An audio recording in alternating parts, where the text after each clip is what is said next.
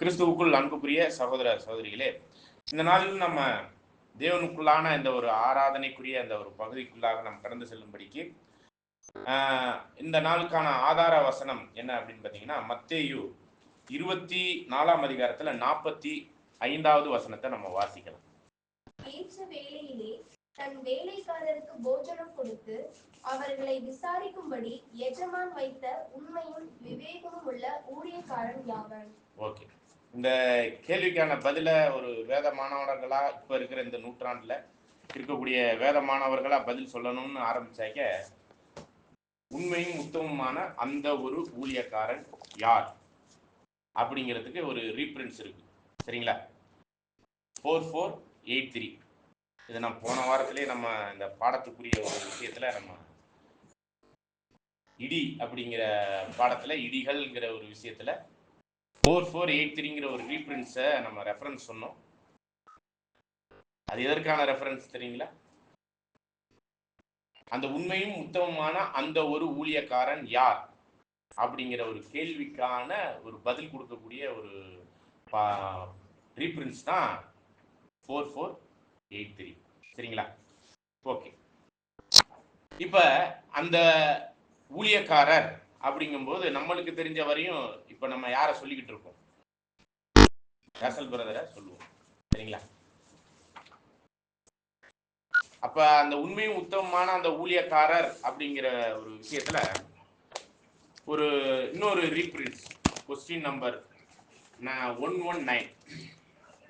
Question number 119 கேள்வி என்னன்னு பார்த்தீங்கன்னா, 2வது இதுல சபையின் கணம் பொருந்தினதற்கான தகுதியான அடிப்படை அப்படிங்கிற ஒரு தலைப்புல கேள்வி என்ன அப்படின்னு பார்த்தீங்கன்னா, 1915 2வது கேள்வியாக கேட்கப்பட்டது. 119ல 2வது கேள்வி. சரிங்களா? 1915 உங்களில் எவனாகிலும் முதன்மையாய் இருக்க விரும்பினால் அவன் உங்களுக்கு ஊழியக்காரனாய் இருக்க கடவன் என்று மத்தேயு 20:27 வாசிக்கிறோம். சரிங்களா? மத்தேயு 20:27 வாசிக்கிறோம். இந்த வசனத்தின் அடிப்படையில சகோதரர்கள் அந்த காலகட்டத்தில் ஒரு கேள்வி கேட்டிருக்கிறாங்க.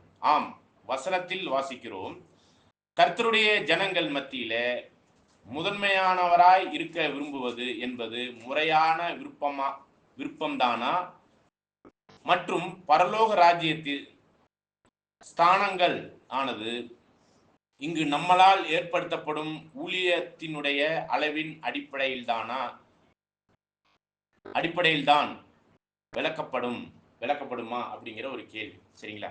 அதாவது இதை எப்படி புரிந்து கொள்ளலாம்னா, உங்களில் முதன்மையாய் இருக்க விரும்புகிறேன், அவன் உங்களுக்கு ஊழியக்காரனாய் இருக்க கடவன் அப்படிங்கிறது மத்தேயு 20:27 உள்ள ஒரு வசனம். சரிங்களா? இந்த வசனத்தை நீங்க டைரக்டாவே படிங்க. 20:27.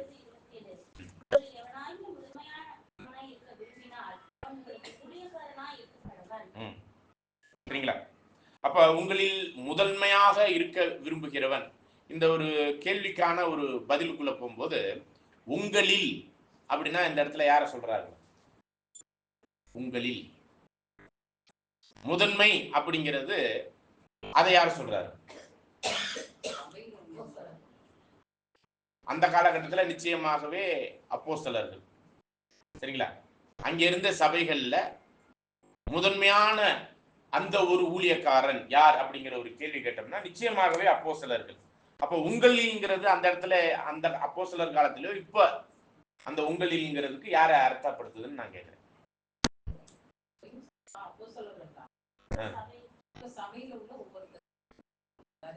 எல்லாரையும் சேர்த்து அந்த உங்களில். சரிங்களா? அந்த வசனம் வேணா திரும்ப புரிந்து கொள்ள முயற்சி பண்ணலாம். உங்களில்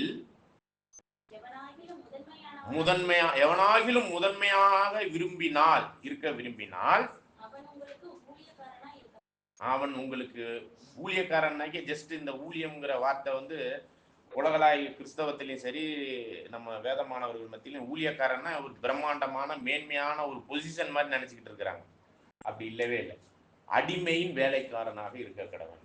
சரிங்களா? அப்ப இங்க இருக்கிற அத்தனை பேருக்கும் அடிமையின் வேலைக்காரனா இருக்கணும்னு நீங்க விரும்புனீங்கன்னா, அப்படி நான் சொல்லப்பட்டிருக்கு, முதன்மையா இருக்க விரும்பினா நீங்க என்னவா மாறிக்கங்க, அடிமையான ஒரு வேலைக்காரனா இருங்க அப்படிங்கிறத சொல்லப்படுது. சரிங்களா? ஓகே. இப்ப அந்த அடிமையின் வேலைக்காரன் ஒருவனா இருக்கணுமா இல்ல பலரா இருக்கணுமா? அதாவது சபைக்கு ஊழிய உங்களில் என்னவா இருக்கணும்? முதன்மையா. இந்த இடத்துல மேன்மையான்னு சொல்லல, பெருமையான்னு சொல்லல. இந்த வார்த்தைகள்லாம் நான் கொஞ்சம் உள்வாங்கிட்டீங்கன்னா இந்த முதன்மையாங்கிற அந்த ஒரு வார்த்தையினுடைய விஷயம் இந்த ஃபர்ஸ்ட் ஒன் அப்படிங்கிற மாதிரி உங்கள தி பெஸ்ட் அந்த ஃபர்ஸ்ட் ஒன்னா இருக்கக்கூடிய வேலைக்காரன் அப்படிங்கிறதுக்கு தான் இந்த வசனம் சொல்லுது. வந்து இந்த இடத்துல முதன்மை அப்படிங்கிற ஒரு வார்த்தையை நம்ம என்ன தப்பா புரிஞ்சுக்க கூடாது. அப்படியே மகிமை பொருந்தின ஒரு பிரம்மாண்டமான அல்லது அந்த மூப்பருங்கிற ஸ்தானத்துக்கு வந்தோடனே அப்படியே ஒரு இதாகும் இல்லையா, அந்த விஷயத்த சொல்லவே இல்லை. உங்களில் அடிமையான ஒரு வேலைக்காரனா இருக்கிறவன் முதன்மையா இருக்கட்டும்ங்கிறத இந்த வசனம் சொல்ல வருது. சரிங்களா? அந்த அடிமையின் வேலைக்காரன். சரி, நம்முடைய ஆண்டவர் என்ன ஒரு வேலை பார்க்கறதுக்கு இந்த பூமிக்கு வந்தார்? அந்த ஊழியங்கிற வார்த்தையை நீங்க சொல்லுங்க எப்படி? அடிமையின் வேலை. சரிங்களா? இதை பிலிப்பியர்ல எல்லாம் படிக்கிறோமா? அடிமையின் ரூபம் எடுத்து வந்தார். அவர் எதற்கு நிகரானவர்? அவரா இருந்தார் பிதாவுக்கு நிகரான மகிமையை கொள்ளையாடின பொருளாக எண்ணாமல் அடிமையின் ரூபம் எடுத்து. புரியுதுங்களா? இதே நம்ம மார்க் 10:45 கூட படிக்கிறோம். படிங்க.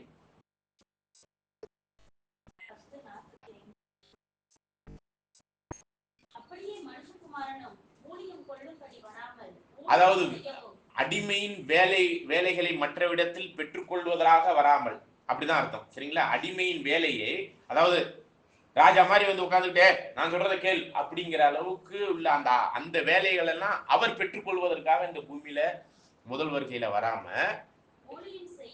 அந்த அடிமையின் வேலையை யாருக்கு செய்யறது? தேவனுக்கா ஜனங்களுக்கு செய்வதற்கு. சரிங்களா? அப்ப அந்த அடிமையின் வேலை தேவனுக்கு செய்யறதான். அதை செய்யறதற்கான முகாந்திரம் எங்க இருக்குதுன்னாக்க அவருடைய ஜனங்களுக்கு செய்வதற்கு. அந்த அடிமையின் வேலைக்காக தன்னுடைய உயிரே கொடுக்கறதுக்காக வந்தார். யாராச்சும் இந்த மாதிரி எக்ஸ்ட்ரீமான ஒரு வேலை செய்யறவங்க யாராச்சும் வருவாங்க? அடிமையின் வேலை செய்வதற்கு, ஜீவனை கொடுக்கறதுக்கு. அப்படிப்பட்ட ஒரு உன்னதமான ஒன்லி எக்ஸாம்பிள் யார் தான் சொல்ல முடியும்? the perfect man, பரிபூர்ண மனிதனாக பரிபூர்ண ஜீவனை உடைய ஒருவர் அடிமையின் வேலையை பார்ப்பதற்கான முகாந்திரமே இல்லை அவருக்கு. சரிங்களா? அப்படிப்பட்ட பரிபூர்ண மனிதனா இருக்கக்கூடிய மனுஷகுமாரனுக்கு கொடுக்கப்பட்ட ஒரு தன்மையை நம்ம சங்கீதம் 8 படிக்கும்போது என்னங்க, ராஜாவாக கிரீடம் சூட்டப்பட்டவரை தான் சொல்லப்பட்டிருக்கு. ஆனா இங்க என்ன ஆயிடுச்சுங்க, அடிமையின் வேலை செய்வதற்கும் அதற்கான ஜீவனை கொடுப்பதற்கும் வந்திருக்கிறார். அவரை பின்னடியார்களாக பின் செல்லக்கூடிய நாம் எப்படிப்பட்ட அடிமையின் வேலையை செய்யணும்? அவர் வந்து மேன்மையான ஸ்தானத்திலிருந்து கீழே இறங்கி வந்தாருங்கிறது ஒரு விஷயம். அடிமையின் ரூபம் எடுத்து வந்தாருங்கிறது. அவர் பரிபூர்ண மனிதனா இருக்கும் போதே அடிமையான ஒரு வேலை எக்ஸ்ட்ரீமாலாம் நம்ம பார்க்குறோம். அப்போஸ்தலர்களுடைய வேலைகள்ல 13ஆம் அதிகாரம் யோவான்ல எல்லாம் பார்க்கும்போது யார் பெரியவன் அப்படின்னு ஒரு சூழ்நிலை வந்தோடனே அவர் அப்படியே கேரக்டர் காமிக்க ஆரம்பிச்சிட்டார். இடுப்புல துண்டை கட்டிக்கிட்டு தண்ணி எடுத்துக்கிட்டு என்ன பண்ண ஆரம்பிச்சிட்டார்? காலை கழுவ ஆரம்பிச்சிட்டார். உங்களில் யாராச்சும் பெரியவன் நினைச்சிட்டு இருக்கிறீங்களே, நான் என்ன பண்ணேன்னு பாருங்க உங்களுக்கு அப்படிங்கிற. பேதுரு அதான் நடுங்கி போயிட்டார். ஐயோ, நீங்க என் காலை கழுவுறதா? நீ நான் என்னை காலை கழுவ விடலன்னா என்னில் உனக்கு பங்கே இல்லைன்ட்டார். அப்ப கால் கழுவுறதுங்கிறது இப்ப கூட சொல்லுங்க, நான் உங்க காலை அப்படியே தேய்ச்சி கழுவி விட்டுட்டு போயிடுறேன், அது ஒரு மேட்டர் இல்லை. இந்த இடத்துல கால் கழுவுவது என்றால் பேதுரு கிட்ட சொல்லப்பட்ட அந்த வார்த்தைகள் எல்லாம் கேட்டீங்கன்னா, அப்பனா என்னை முழுமையா குளியாட்டுங்க அப்படிதானே கேட்டாரு. என்ன முழுமையா என்ன பண்ணுங்க, நீ ஆல்ரெடி ஸ்நானம் ஆயிடுச்சுப்பா அப்படின்றாரு. சரிங்களா? அப்பனா இவர் ஆல்ரெடி பேதுரு அந்த 12 அப்போஸ்தலர்களை எப்படி ஸ்நானம் பண்ணி சுத்தம் பண்ணி இருந்தாருன்னு தெரியுங்களா? ஞானஸ்தானம்ங்கிறது அவர்கள் அப்போஸ்தலர்கள்லாம் ஞானஸ்தானம் அப்படிங்கிற ஒரு விஷயம் வந்து யோவான் ஸ்நானம் கிட்ட எடுத்த பிறகு அது அங்கீகரிக்கப்படலை. பெந்தகோஸ்த நாள்ல தான் அவங்க ஞானஸ்தானம் எடுக்கிறாங்க திரும்பவும். அதுதான் அந்த உடன்படிக்கையின் ஜீவியத்துக்கான ஞானஸ்தானம். சரிங்களா? அதை பத்தி இப்ப நம்ம பேச வேணாம். ஆண்டவர் என்ன சொல்லிட்டாருன்னா அந்த வசனத்துல, நீங்க ஆல்ரெடி ஸ்நானம் ஆயாச்சு, இப்போ பாதத்தை மட்டும் கழுவுனா போதும் அப்படிம்பாரு. நம்மளுக்கு பாடம் அது இல்லை, ஜஸ்ட் இன்ஃபார்மேஷனை மட்டும் நோட் பண்ணிட்டு நீங்க பாத்துக்கோங்க. சரிங்களா? அப்ப இந்த இடத்துல ஆல்ரெடி எப்படி சுத்தமானாங்க அப்படின்னு பாத்தீங்கன்னா, யோவான் 17 16 17 வசனத்தை வாசிங்க. 16 17 17ஆம் அதிகாரம் 16 மற்றும் 17. நான் உலகத்தார் அல்லாதது போல அவர்களும் உலகத்தார் அல்ல, உம்முடைய சத்தியத்தினாலே அவர்களை பரிசுத்தமாக்கும், உம்முடைய வசனமே சத்தியம். அப்ப ஆல்ரெடி அவர் 3 வருஷ ஊழிய காரியத்துல அந்த கடைசி நாள் சாவறதுக்கு முன்னாடி தான் இதெல்லாம் பேசிக்கிட்டு இருக்காரு. 17ஆம் அதிகாரம். அப்ப அந்த நேரத்துல அவர் சொல்றாரு, உம்முடைய வசனத்தினாலே இவர்களை பரிசுத்தமாக்கணும். ஆல்ரெடி பரிசுத்தமாக்கிட்டார். அப்ப அந்த ஒரு பரிசுத்தமாகுதல்ல சத்தியத்தை சொல்லி அவர்கள் சிந்தையை மட்டும்தான் புது சிருஷ்டிக்குரிய ஜீவியத்துல அந்த அர்ப்பணிப்பின் ஜீவியத்துக்குள்ள கொண்டாந்துருக்காரு ஒழிஞ்சு, நடத்தை என்கிற கால் இருக்கு இல்லையா, அது என்னவாதான் இருக்குதான், அழுக்காதான் இருக்கு. புரியுதுங்களா? அதனாலதான் அவர் என்ன பண்றாருன்னா, எல்லாமே நீங்க குளிச்சு ரெடியா தான் இருக்கிறீங்க, சுத்தமா தான் இருக்கிறீங்க.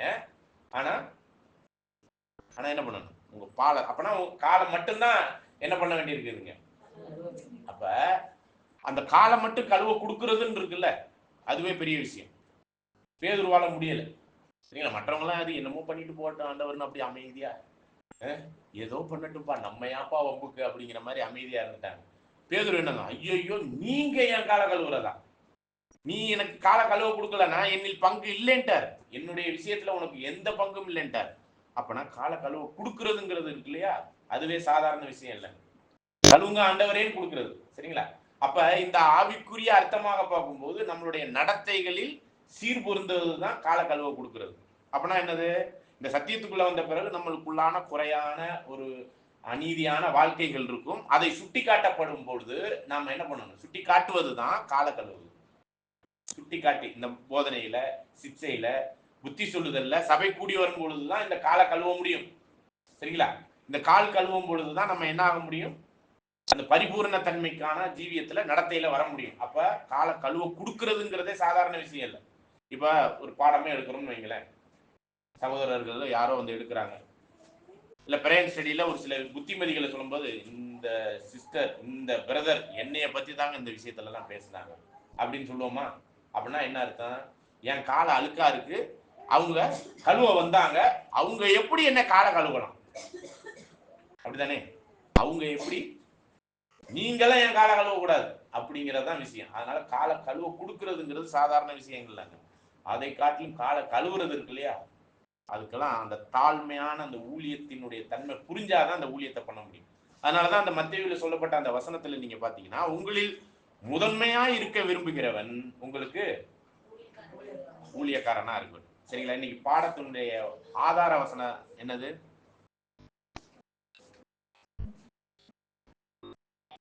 கறந்துருச்சா? 24:45.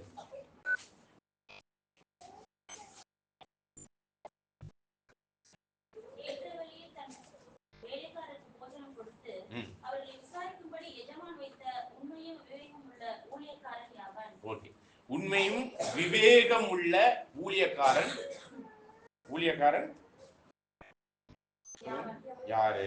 சரிங்களா? அந்த உண்மையும் விவேகம் உள்ள அந்த ஒரு ஊழியக்காரன் யாரு? இதுல வந்து ஒருமையில தான் இந்த கேள்வியே சொல்லப்பட்டிருக்கு. சரிங்களா? ஒரு கேள்வியாக எழுப்பப்பட்டிருக்கு, ஒருமையில தான் சொல்லப்பட்டிருக்கு. இப்ப அதே கேள்விதான் நம்ம ஏற்கனவே படிச்ச வசனத்துல, உங்களில் முதன்மையா இருக்க விரும்புகிறவன் உங்களுக்கு ஊழியக்காரனா இருக்கணும்னா, இந்த முதன்மையான ஊழியம்ங்கிறத அடிமையின் வேலை. இந்த அடிமையின் வேலையை செய்வதற்கு ஒருத்தர் தான் இருக்கணுமா, பலர் இருக்கணுமான்னு நான் கேட்கிறேன்.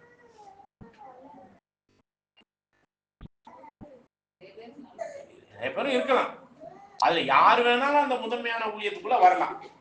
சரிங்களா? சரி, இப்ப நம்ம டைரக்டா போவோம். முதல் நூற்றாண்டுல அப்படி முதன்மையான அந்த ஊழியத்தை, அடிமையின் வேலையை ஆண்டவரை தவிர பெந்தகோஸ்தே நாள் முதல்ல யார் பண்ண ஆரம்பிச்சது?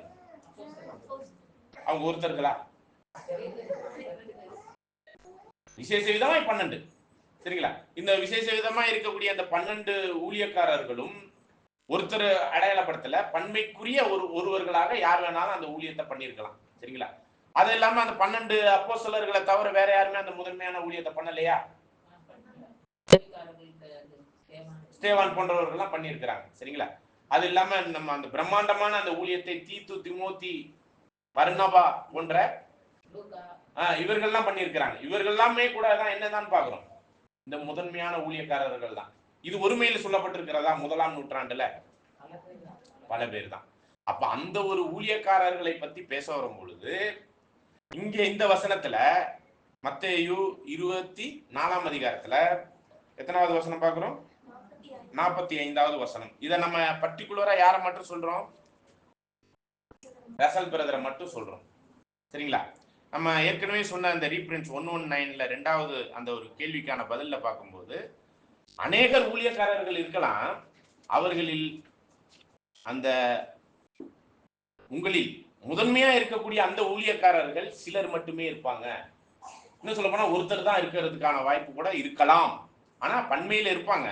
அந்த அந்த தி பெஸ்ட் அப்படிங்கிறப்ப எண்ணி எடுத்துடலாம் இல்லையா?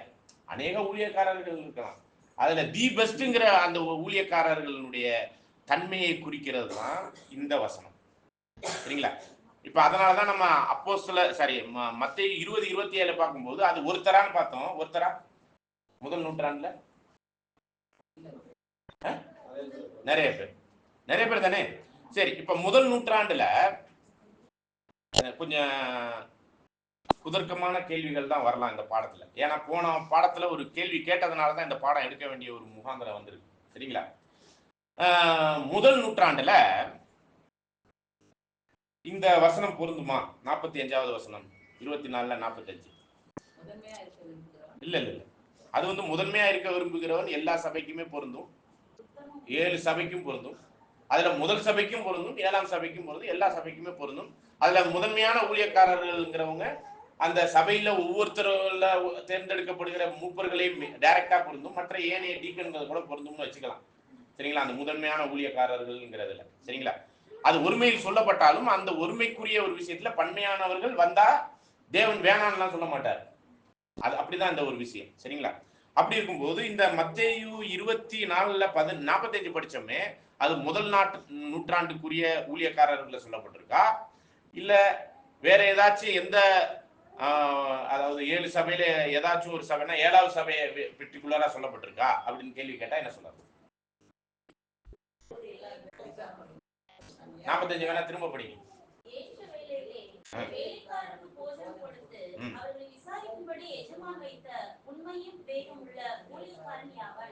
யார் அப்படிங்கிறதுக்கான ஒரு ஊமைக்குள்ளாதான் இது போறாரு.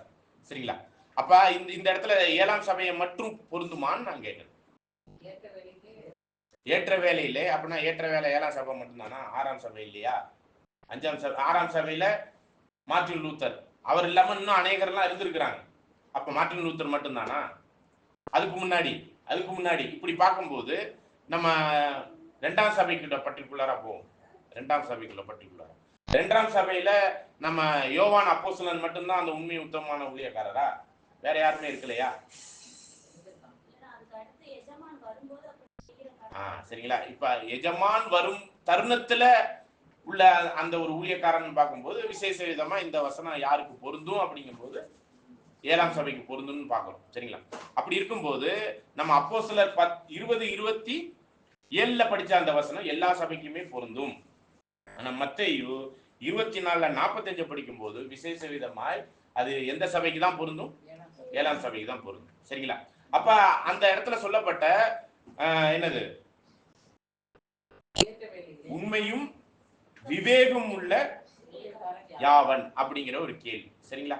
இந்த கேள்விக்கான பதில ரீப்ரின்ஸ் நம்பர் 4483ல போய் பார்த்தோம்னா என்ன சொல்லப்பட்டிருக்கு தெரியுங்களா? படிச்சுட்டு இருந்தீங்களா? எதுவும் படிச்சீங்களா? போன வாரம் சொன்ன இந்த நம்பரை படிச்சுட்டு வந்தீங்களா? படிச்சீங்களா? வாய்ப்பு எடுத்தீங்களா? சரி, அதுல என்ன இன்ஃபர்மேஷன் இருக்கிறதா நம்ம போன வாரம் சொன்னோம், அதையாச்சும் ஞாபகம் இருக்கா? ரீப்ரின்ஸ் 4483ல என்ன ஒரு இன்ஃபர்மேஷன் இருக்கு இந்த உண்மையும் உத்தமமான அந்த ஒரு ஊழியக்காரனை குறித்த அந்த ரீப்ரின்ஸ்ல? அதுக்கு பின்னாடி ரீப்ரின்ஸ் அதை பத்தி தான் சொல்லப்படுது. அதை யாரை பற்றி சொல்லப்படுதுன்னா வாட்ச் டவர் பைபிள் மற்றும் ட்ராக் சொசைட்டியினுடைய அந்த எடிட்டோரியல் அமைப்பு ரீதியான அந்த கமிட்டி மற்றும் அந்த அமைப்பை பத்தி சொல்லப்படுது. அதுல ஒருத்தர் யார் இருந்திருக்கிறார்? ரசல் பிரதர் அந்த பிரசிடண்டா இருந்திருக்கிறார். அந்த எடிட்டோரியல் கமிட்டியில ஒரு 9 பேர் இருந்திருக்கிறாங்க. அதை இல்லாம அந்த ஊழியத்துல செஞ்சவங்க அநேகர் இருந்திருக்கிறாங்க. அதுல விசேஷ விதமாய் முதன்மையான ஊழியக்காரர்னா அந்த வாட்ச் டவர்ல உள்ள அந்த அந்த ஒரு விசேஷ விதமான அந்த ஊழியத்தை செய்து கொண்டிருந்த அநேகரை தான் அந்த வாட்ச் டவர்னு சொல்லி பர்டிகுலரா சொல்லப்படுது. ஈவன் நீங்க விசேஷ விதமாய் வால்யூம்ல எல்லாம் நீங்க படிச்சீங்கன்னா ஏதாச்சும் ஒரு வால்யூம்ல ரசல் பிரதராகிய நான் சொன்னேன்னு சொல்லி இருக்கிறாரா எங்கேயாச்சும்? நாங்கள் சொன்னார்ல, அந்த நாங்கள்ங்கிறவங்க தான் வாட்ச் டவர் பைபிள் மற்றும் ட்ராக் சொசைட்டியினுடைய அந்த நிர்வாக ரீதியாக ஆவிக்குரிய ஆலோசனைகளை சொல்லக்கூடிய அந்த அமைப்பு. சரிங்களா? நம்ம அமைப்புன்னு டைரக்டா சொல்றதா நினைக்க வேணாம். ஏன்னா அமைப்புக்கெல்லாம் நம்ம கட்டுப்பட்ட ஆள் இல்லை. சரிங்களா? நம்ம யாருக்கு கட்டுப்பட்டவங்க? தேவனுக்கு, கிறிஸ்துவுக்குள்ளாக நம்ம கட்டுப்பட்டு இருக்கிறோம். அப்ப அமைப்பு இன்னைக்கு வாட்ச் டவர்ங்கிறது இன்னைக்கு அந்த அமைப்புக்கு கட்டுப்படுறேன்னு சொல்லிட்டு போனோமா இப்ப யாருக்கு கீழே இருக்கணும் தெரியுமா? இப்போ 2024ல அந்த அமைப்புங்கிற வாட்ச் டவருக்கு கட்டுப்படணும்னா இப்ப யாருக்கு கீழே இருக்கணும் தெரியுங்களா? இந்த வாட்ச் டவர் இப்ப யார் கையில இருக்கு தெரியுமா? ஜெகோவாவின் சாட்சிகள் கிட்ட இருக்கு. அப்ப அது அல்ல இங்க. அதனாலதான் நம்ம இந்த ரீப்ரின்ஸ் வால்யூம் இதனுடைய தொகுப்புகள் எல்லாம் 1916 வரையும் உள்ளதுதான் நம்ம ஏற்றுக்கொள்கிறோம். சரிங்களா? அதுல ரசல் பிரதர் மட்டும்தான் எழுதினாருன்னா அநேகர் எழுதியிருக்கிறாங்க. பெண்கள் கூட எழுதியிருக்கிறாங்க. ரீப்ரின்ஸ் அதுல பெண்கள் கூட எழுதியிருக்கிறாங்க. சரிங்களா? அப்ப அது எல்லா தொகுப்புகளும் உள்ளடங்கின அந்த ஊழியத்திலிருந்து வரக்கூடியதுதான் உண்மையும் உத்தமமான அந்த ஒரு ஊழியக்காரர். ஓகேங்களா? இப்படிப்பட்ட இந்த ஊழியக்காரரை தான் 7 சபைகள் 7 தூதர்கள்ங்கிற ஒரு கான்செப்ட்ல என்னன்னு சொல்ல வரோம் நம்ம. அந்த ஒரு ஊழியக்காரர்னாக்கி அது யார் மட்டும்தான் குறிக்குதுன்னு நம்ம பாடம் எடுத்து வச்சிருக்கிறாங்க நம்மளுக்கு. சரிங்களா? அப்படி ஒரு வால்யூமும் இல்லை, ரீப்ரின்ஸும் இல்லை. அவரும் அந்த முதன்மையான ஊழியத்துல ஒருவராக இருந்திருக்கிறார். பன்மயமாக்கப்பட்ட பன்மைக்குரிய அந்த தன்மையில தான் இந்த ஒரு உண்மையும் உத்தமமான ஊழியக்காரரை பத்தி சொல்லப்பட்டிருக்கு. நீங்க ஜஸ்ட் அதை படிச்சுட்டே வாங்க. அந்த ஒரு ஓமையை சொல்லுங்க. அதுக்குதான் இப்ப கேள்வி எழுப்ப போறோம். இதுக்கெல்லாம் நீங்க பதில் சொல்லணும். சரிங்களா? ஓகே, தொடர்ந்து வாசிச்சிருங்க. இந்த ஊமையை வாசிச்சிருங்க. அவர்களை விசாரிக்கும்படி எஜமான் வைத்த உண்மையும் விவேகம் உள்ள ஊழியக்காரன் எவன்? எஜமான் வரும்போது அப்படி செய்கிறவனாக காணப்படுகிற ஊழியக்காரனே பாக்கியவான். தன் ஆஸ்திகள் எல்லாவற்றின் மேலும் அவனை விசாரணைக்காரனாக வைப்பான் என்று மெய்யாகவே உங்களுக்கு சொல்லுகிறேன். அந்த ஊழியக்காரனோ கொள்ளாதவனாய் இருந்து என் ஆண்டவன் வர நாள் செல்லும் என்று தன் உள்ளத்தில் சொல்லிக்கொண்டு தன் உடன் வேலைக்காரரை அடிக்க தொடங்கி வெறியோடி புசிக்கவும் குடிக்கவும் தலைப்பட்டால் அந்த ஊழியக்காரன் நினையாத நாளிலும் அறியாத நாளிலும் அவனுடைய எஜமான் வந்து அவனை கடினமாய் தண்டித்து மாயக்காரனோட அவனுக்கு பங்கை நியமிப்பான். அங்கே அழுகையும் பற்கடிப்பும் உண்டாயிருக்கும். அப்ப அந்த ஒரு ஊழியக்காரங்கிறது இந்த இடத்துல சொல்லப்பட்டது ரீப்ரின்ஸின் படி பன்மைக்குரியவர்கள்ல அந்த வாட்ச் டவரை தான் இங்க சொல்லப்படுது. நம்ம தவறாக வியாக்கியானம் பண்ணிக்கிட்டு இருக்கிறோம்.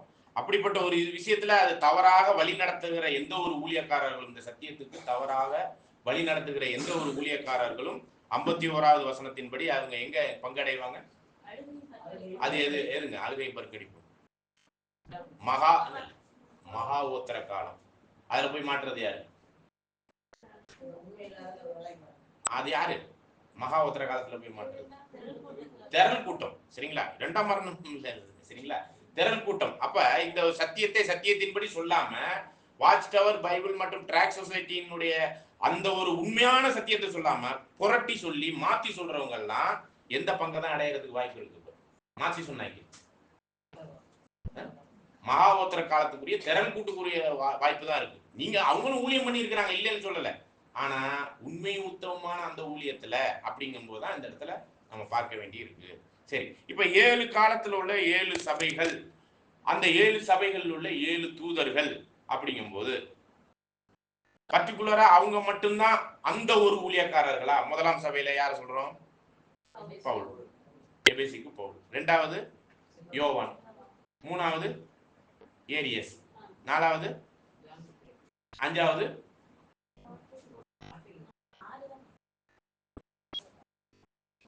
வெஸ்லி, 6வது, 7வது. ஓகே, இப்ப இதுல நம்மளுக்கு தெரிஞ்ச வரையும் இப்ப முதல் தூதனையே நம்ம எடுத்துக்குவோம். முதல் தூதன் அவர் மூலமா தான் அந்த சபை அத்தனைக்குமே என்ன வந்து சேர்ந்துச்சு? என்ன வந்து சேர்ந்துச்சு? சத்தியம் வந்து சேர்ந்துச்சு.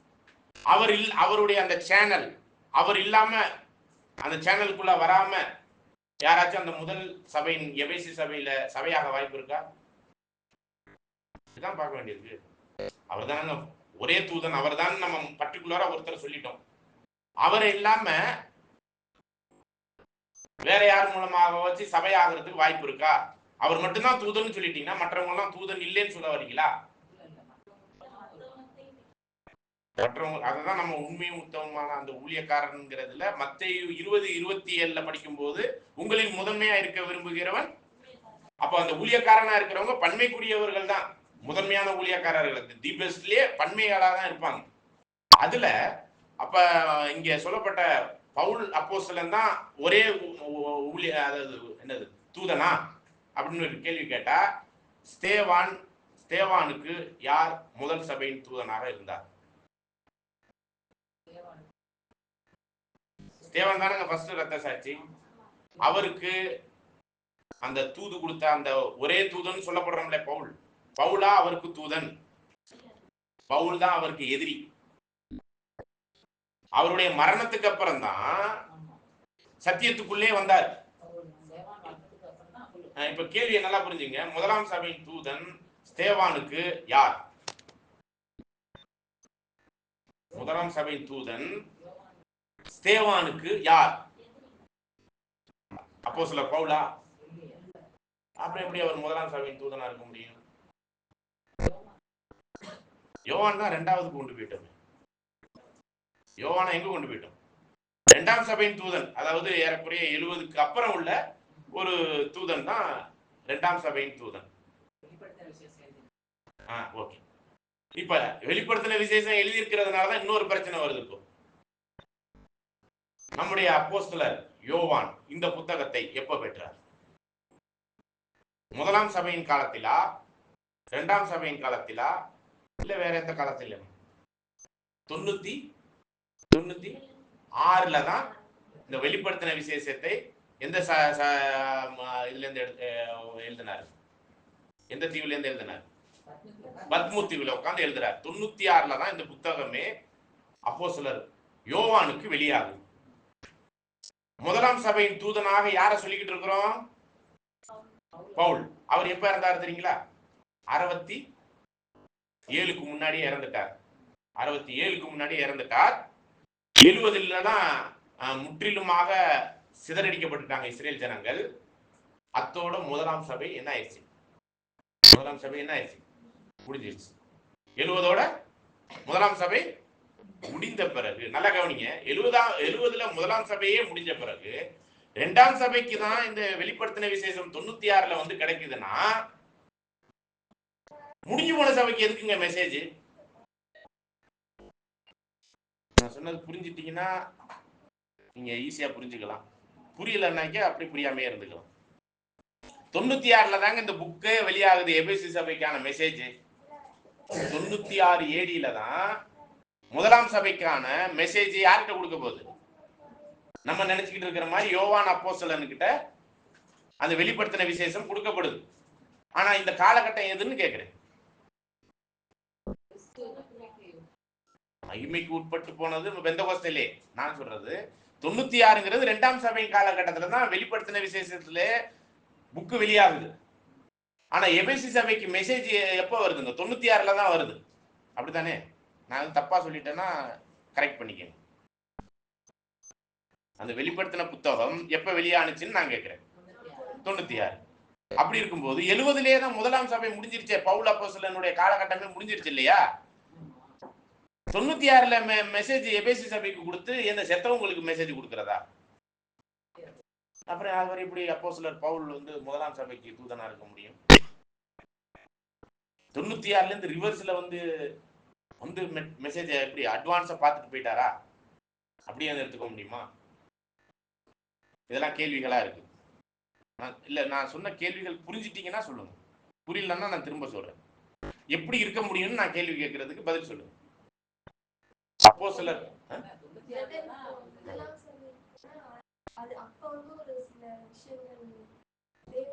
வெளிப்படுத்தினார் இல்லையா? அதுதான் இப்ப எதுக்கு எபேசு சபைக்கு சொல்ல வேண்டிய ஒரு விஷயம் வந்து அந்த இரண்டாம் சபைக்கு தானே வெளிப்படுத்தி இருக்கிறாரு. முதலாம் சபைக்கே மெசேஜே போகலையே, அவர்கிட்ட இருந்து தானே வாங்கணும் மெசேஜ். இப்போ 70 ADக்குரிய மெசேஜ் எங்க வாங்கணும்? இப்போ 96ல வந்து வாங்கணும். அது சாத்தியமே இல்லையே. ஏறக்குறைய 26 வருஷம் முடிஞ்சு போயிடுச்சே. 26 ஆமா, முடிஞ்ச பிறகுதானே அது கிடைச்சிருக்கு வெளிப்படுத்தின விசேஷமே. இது சாத்தியமே இல்லையே. இல்லையா? இல்லைன்னு சொல்லிருங்க. அப்புறம் எதுக்கு மெசேஜ் கொடுத்தாரு? இல்ல, எபேசு சபையின் தூதன் படிங்க. வெளிப்படுத்தின விசேஷம் 2ஆம் அதிகாரம் 1வது வசனம். எபேசு சபையின் தூதனுக்கே எழுத வேண்டியது. அப்பனா தூதனே இங்க உயிரோட இல்லைன்னு சொல்றேன்.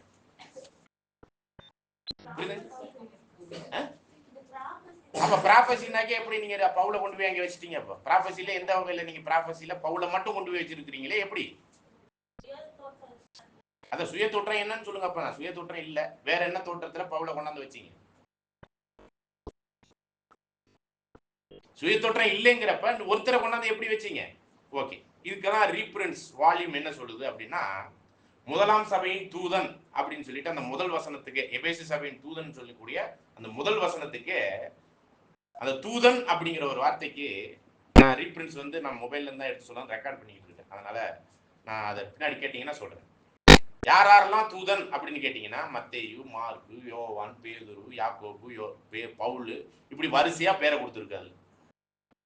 ஈவன் சபையினுடைய அந்தந்த மூப்பர்கள், செய்தி கொடுக்கிற மூப்பர்கள் கூட தூதன் அப்படிங்கிற ஒரு விஷயம் தான் ரீஃபரன்ஸ்ல வால்யூம்ல சொல்லப்பட்டிருக்கு. எபேசி சபையின் தூதன்னு வால்யூம்லயும் சொல்லல, ரீஃபரன்ஸ்லயும் சொல்லல. பவுலுன்னு சொல்லல, ஒருத்தரை பத்தி சொல்லல. சரிங்களா? இதே மாதிரிதான் ஒவ்வொரு சபையினுடைய தூதனை பத்தி விவரங்களை போய் பார்க்கும்போது, அந்த முதலாம் சபையின் தூதனுக்கு எப்படி சொல்லப்பட்டிருந்துச்சோ பன்மையில, இப்படிதான் எல்லாத்துக்கும் அப்படின்னு சொல்லிட்டு அந்த ரெஃபரன்ஸ்ல ஒவ்வொரு சபையின் தூதனுக்கான விவரங்கள்ல சொல்லப்படுது. சரிங்களா? அப்படின்னா இந்த இடத்துல ஒருவராக இருக்க முடியுமா? பன்மைக்குரியவர்களா இருக்கும்போது அப்ப பவுல் நம்ம தூதன் இல்லைன்னு சொல்றோமா? யோவான் தூதன் இல்லைன்னு சொல்றோமா? ரசல் தூதன் இல்லைன்னு சொல்றோமா? நிறைய பேர் இருக்கிறாங்க. அந்த தூதர்கள்ங்கிற இதுல ரசல் பிரதரோ அல்லது அந்த ஒரு வாட்ச் டவரோ எப்படி சொல்லல, ஒருவரை சொல்லவில்லை. அதனாலதான் ரீஃபரன்ஸ் 4483 மற்றும் 44 அதுக்கு முன்னாடி பின்னாடி உள்ள ரீஃபரன்ஸ்ல எல்லாம் பாத்தீங்கன்னா, அந்த உண்மை உத்தமமான அந்த ஒரு ஊழியக்காரன் வாட்ச் டவர், பைபிள் மற்றும் ட்ராக் சொசைட்டின்னு சொல்லியாச்சு. சரிங்களா? அப்படிங்கும் போதுதான் இந்த இடத்துல ஒருத்தரை நம்ம சொல்ல முடியாது. அப்படின்னா நம்ம பவுல் அப்போஸ்தலன் 14 வருஷம் அந்த புரஜாதியாரினுடைய ஊழியங்கள் ஸ்டார்ட் பண்ணும்போது தான் இவரே சத்தியத்துக்குள்ள தமஸ்கு நகருக்குள்ள போகும்போது அங்கே ஒரு தரிசனம், வெளிப்படுத்தல் அவருக்கு கிடைக்குது. சரிங்களா? அப்படி கிடைக்கும் போது அவர் அந்த ஊழியத்தை ஸ்டார்ட் பண்றாரு. அப்ப அதுக்கு முன்னாடி செத்தவங்க எல்லாம். ஆகவே இது வந்து பன்மைக்குரிய ஊழியத்தை நம்ம தப்பா புரிந்து கொண்டோம். சரி, இந்த ஒரு 7 சபை 7 தூதர்கள் அப்படிங்கிற சப்ஜெக்ட் நம்ம பேசிக்கல கேட்கிறோமே, இது எங்கேருந்து வந்துச்சு? நம்ம எங்கேருந்து வரணும்? எங்கேருந்து வரணும் அப்படி கேட்போம். பைபிள்ல இருந்து வரணும். சரிங்களா? எதை சார்ந்து வரணும்? வால்யூம் சார்ந்து வரணும். அதுல எல்லாம் எங்கேயுமே நம்ம நேரடியா சொல்லப்படலையே. வால்யூம்லயோ ரீஃபரன்ஸ்லயோ நேரடியாக எங்கேயுமே சொல்லப்படலையே. ஒரு சில பேர் இதை எப்படி தப்பா வியாக்கியானம் பண்றாங்கன்னா, ரசல் பிரதர் தன்னையே 7ஆம் தூதன்னு சொல்லிக்கிறதுல அவர் தாழ்மையா இருந்ததுனால சொல்லல. அவர் தன்னையே 7ஆம் தூதன்னு சொல்லல, தாழ்மையா இருந்ததுனால சொல்லல. ஆனா அவர் அவருடைய இதுல அநேக ரைட்டிங்ஸ்ல வாய்ப்பு இருந்தா நான் படிச்சு காமிக்கிறேன். என்னை குறித்து வேதத்தில் ஆராய்ச்சி பண்ணாதீங்க, அது என்னவாயிரும்? தப்பாக போய்விடும் அப்படின்னு தான் சொல்லியிருக்காரு. வால்யூம்லயும் சரி, இன்னொரு ரீஃபரன்ஸ்ல கூட நம்ம பார்க்க முடியும். சரிங்களா? அப்ப இது தப்பா போயிருந்தா அவர் சொல்லும் பொழுது இந்த ஒரு காரியத்துல யார் இதை கொண்டாந்தாங்கிற ஒரு கேள்வி ஒண்ணு இருக்குது. 7ஆம் சபையின் தூதன் ரசல் பிரதர் தான்ங்கிறதை யார் கொண்டாந்தது? சரிங்களா? அவர் இறந்த பிறகுதான் அதை கொண்டாந்தாங்களே ஒழிஞ்சு, இறக்கிறதுக்கு முன்பாக அவர் தான் 7ஆம் சபையின் தூதன் அப்படின்னு சொல்லல. சரி, ஓகேங்க, அவர் தாழ்மையின் நிமித்தம் அவர் வந்து தன்னை 7ஆம் சபையின் தூதன் நான் தான் சொல்லலைங்க, வெளியரங்கமா சொல்லல, மறைமுகமா சொன்னார்னு சொல்றாங்க. அப்ப 6 சபைக்கான தூதன் இன்னார்னு அவர் சொல்லியிருக்கணுமா இல்லையா? அவரை குறித்து தாங்க தாழ்மை நிமித்தம் சொல்லல. 6 சபையில உள்ளவங்க முதலாம் சபையில இவர், 2ஆம் சபையில இவர்னு அவர் சொல்லியிருக்கணுமா இல்லையா? சொல்லியிருக்கணும்ல. அதையும் அவர் சொல்லல. அதை எது சொல்லியிருக்கணும்ல, தன்னை குறித்து அவர் தாழ்மை நிமித்தம் சொல்லலைங்க. அடிமையின் வேலைக்காரன் என்று அவர் சொல்லல. மற்றவர்களை சொல்லியிருக்கலாம்ல. ஆனா அப்படி சொல்ல வந்த ரீப்ரின்ஸும் வால்யூமும் முதலாம் சபையின் தூதனாக யார சொல்லப்பட்டிருக்கு? யார சொல்லப்பட்டிருக்கு? பவுலா. திரும்பவும் நான் கேட்கிறேன், பவுலையா? பவுல மட்டுமா? எல்லாரையுமே தானே சேர்த்து சொல்லி, மத்தேயு, மார்க்கு, யோவான் அப்படின்னு சொல்லி பவுல்னு சொல்லி எல்லாரையும் தனிப்பட்ட நபர்னா அந்த முதன்மையான ஊழியக்காரர்கள் லிஸ்ட சொல்லி இருக்கிறாங்க. அதுல ஒருத்தர் மட்டும் அப்படின்னு சொல்லவே இல்லை. சரிங்களா? ஓகே. இப்ப பாருங்க, இப்ப இந்த ஒரு வெளிப்படுத்தின விசேஷத்திற்குரிய ஒரு விஷயத்துலதான் 7 சபை 7 தூதர்கள் காரியங்கள் வருது. வெளிப்படுத்தின விசேஷம் 1ஆம் அதிகாரம் 20வது வசனத்தை வாசிங்க. என் வலதுபுறத்தில் நீ கண்ட 7 நட்சத்திரங்களின் ரகசியத்தையும் 7 பொன் குத்துவிளக்குகளின் ரகசியத்தையும் எழுது. அந்த 7 நட்சத்திரங்களும் 7 சபைகளின் தூதர்களாம். நீ கண்ட 7 குத்து விளக்கும் 7 சபைகளாம். ஓகே. அப்ப குத்து விளக்குனா 7 சபை. அது ஒவ்வொரு காலகட்டத்தில் வர்றதுங்கிறத நம்ம வசனங்களை அண்டர்ஸ்டாண்ட் பண்ணி புரிஞ்சுக்கிறோம். அப்ப 7 சபையில உள்ள 7 தூதர்கள் அப்படின்னு பர்டிகுலரா சொல்லியாச்சே. அப்ப அந்த சபைக்குரிய தூதர்கள்ங்கிறப்ப அது உண்மையில சொல்லப்பட்ட மாதிரி இருக்கே. அப்படிங்கிறதுலதான் இந்த பாயிண்டை எடுத்து என்ன சொல்ல வராங்கன்னா, 7 பேரும் தனித்தனி நபருங்கிற ஒரு பாயிண்டை கொண்டாடுறாங்க. நம்ம எல்லா அடையாள பாஷையிலும் தீர்க்க தரிசனத்திலும் 7னா எதை சொல்லுவோம்? அப்புறம் இந்த இடத்துல மட்டும் பர்டிகுலரா நம்பருக்குள்ள ஏன் வர்றோம்? அடையாள பாஷையில தானே சுயத்தோற்றமான பொருள் இல்லைன்னு சொல்லி தானே வரும். அப்புறம் எதுக்கு அப்புறம் சுயத்தோற்றமான பொருள் 7ங்கிற பர்டிகுலர் நம்பருக்குள்ள ஏன் வர்றோம்? அப்ப 7னா இந்த இடத்துல எதை அடையாளப்படுத்துறதா நம்ம எடுத்துக்கலாம்? முழுமை. அப்ப முழுமையான தூதர்கள்னா யாரை அடையாளப்படுத்துது? நம்ம கடந்த பாடத்துல கூட படிச்சோம். இடிகள் அப்படின்னா 7வது இடி யாரு? எது? நம்மளே 1,44,000 பேருமே படிக்க போறாங்களே. அப்ப அவங்க எல்லாம் யாரு? இந்த லேக்கன் 44 யாருன்னு கேக்குறேன். இல்ல, அவங்க எல்லாம் யாரு? அவர்கள் தூதர்கள் இல்லையா? தேவ தூதை கொடுக்கிறவர்கள் இல்லையா? தேவ தூதின்படி சத்தியத்தின்படி வாழ்ந்தவர்கள் இல்லையா? நடத்தையே தானே சொல்லப்படுது, போதனையே சொல்லப்படுது. இங்க அந்த போதனையின்படி நடத்தவர்களே தானே லேக்கன் 44. அப்ப இந்த 7 சபை தூதர்கள் அப்படின்னா ஏன் அந்த தூது கொடுக்கிற சபையை சொல்ல, சபைங்கிறது அந்த அந்த இடத்துல பர்டிகுலரா வரக்கூடிய ஒரு சபையை சொல்லப்படுது. அந்த 7 தூதர்கள் பர்டிகுலரா ஒருத்தரை தான் சொல்லணும்னு எப்படி நம்ம எடுத்துக்கொள்ள முடியும்? முழு லேக்கன் 44 எல்லாம் சொல்லணும். ஓகே. 7ஆம் சபைக்கு எந்த அறுவடையில 7ஆம் சபை ஆரம்பிக்குது? எந்த அறுவடையில 7ஆம் சபை ஆரம்பிக்குது? முதலாம் அறுவடை எங்க? 3 அறுவடைகள் பாடம் கேட்டீங்களா? முதல் அறுவடை எங்கே ஆரம்பிச்சது? எந்த ஜனங்கள் மத்தியில ஆரம்பிச்சது? அந்த அறுவடை எப்போ முடிஞ்சிச்சு? யூதா அறுவடை. அது யூதர்கள் மத்தியில முடிஞ்சிருச்சு. சரிங்களா? இன்னும் எக்ஸாக்ட் டேட் சொல்லணும்னா 37 AD முடிஞ்சிருச்சு. எந்த அறுவடை? யூத அறுவடை. 37க்கு அப்புறம் யாருடைய அறுவடை ஸ்டார்ட் ஆயிருச்சு அப்படின்னு பாத்தீங்கன்னா, விதைப்புக்கான அல்லது அறுவடைக்கான காலம் யாருக்கு ஸ்டார்ட் ஆயிருச்சுன்னா புறஜாதிகள். 37 AD புறஜாதிகளுக்கான அறுவடை ஸ்டார்ட் ஆகி அந்த அறுவடைக்கான விதைப்பு தான் இங்க நடந்துகிட்டு இருந்துச்சு இன்னும் சொல்ல போனா. அப்படிங்கிறப்ப 2வது அறுவடை எப்ப எங்க நடக்கும்? சபைன்னு சொல்றீங்க, காலத்தை எக்ஸாக்டா கேட்கிறேன். முதலாம் சபையிலையா, 2ஆம் சபையிலையா, 3ஆம் சபையிலையா, 4ஆம் சபையிலையா? அறுவடை அறுவடை அறுவடை எப்ப நடக்கும்? இந்த சுவிசேஷ யுகத்தின் அறுவடை எப்ப நடக்கும்? புறஜாதிகள் மற்றும் அந்த சபையினுடைய அறுவடை எப்ப நடக்கும்? படிக்கலாம். ஒரு எக்ஸாக்டா எப்ப பெரும் பெரிய அறுவடையா இருக்கும்னு பாத்தீங்கன்னா படிக்கலாம். மத்தேயு 13:39.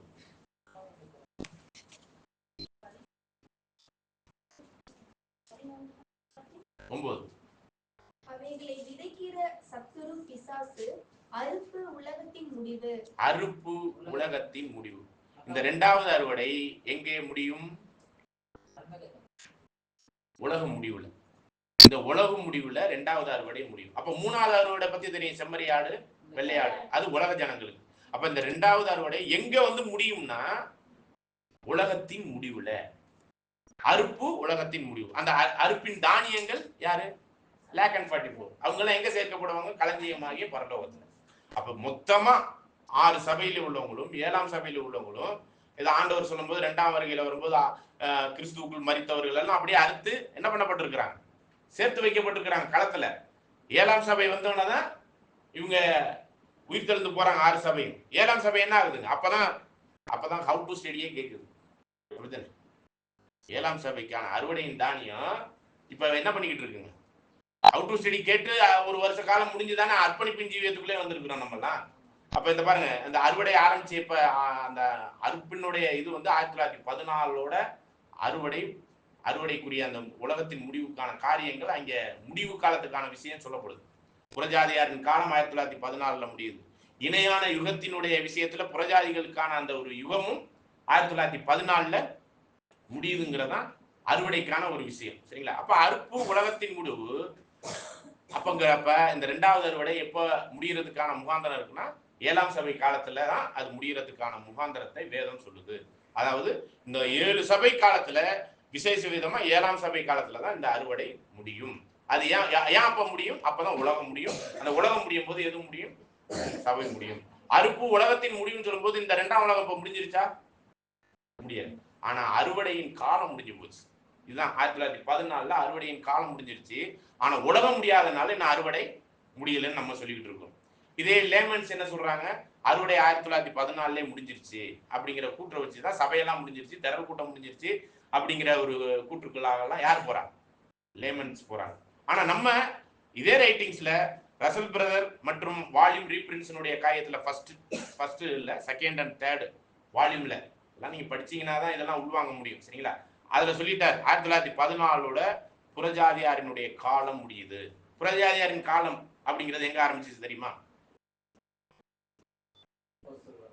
புறஜாதியாரின் காலம், புறஜாதியாரினுடைய அறுவடையை தான் நீங்க அப்போஸ்தலர் காலம் முடிஞ்சு அந்த 37க்கு அப்புறம் புறஜாதியார்கிட்ட சப்ஜெக்ட் வந்துச்சு.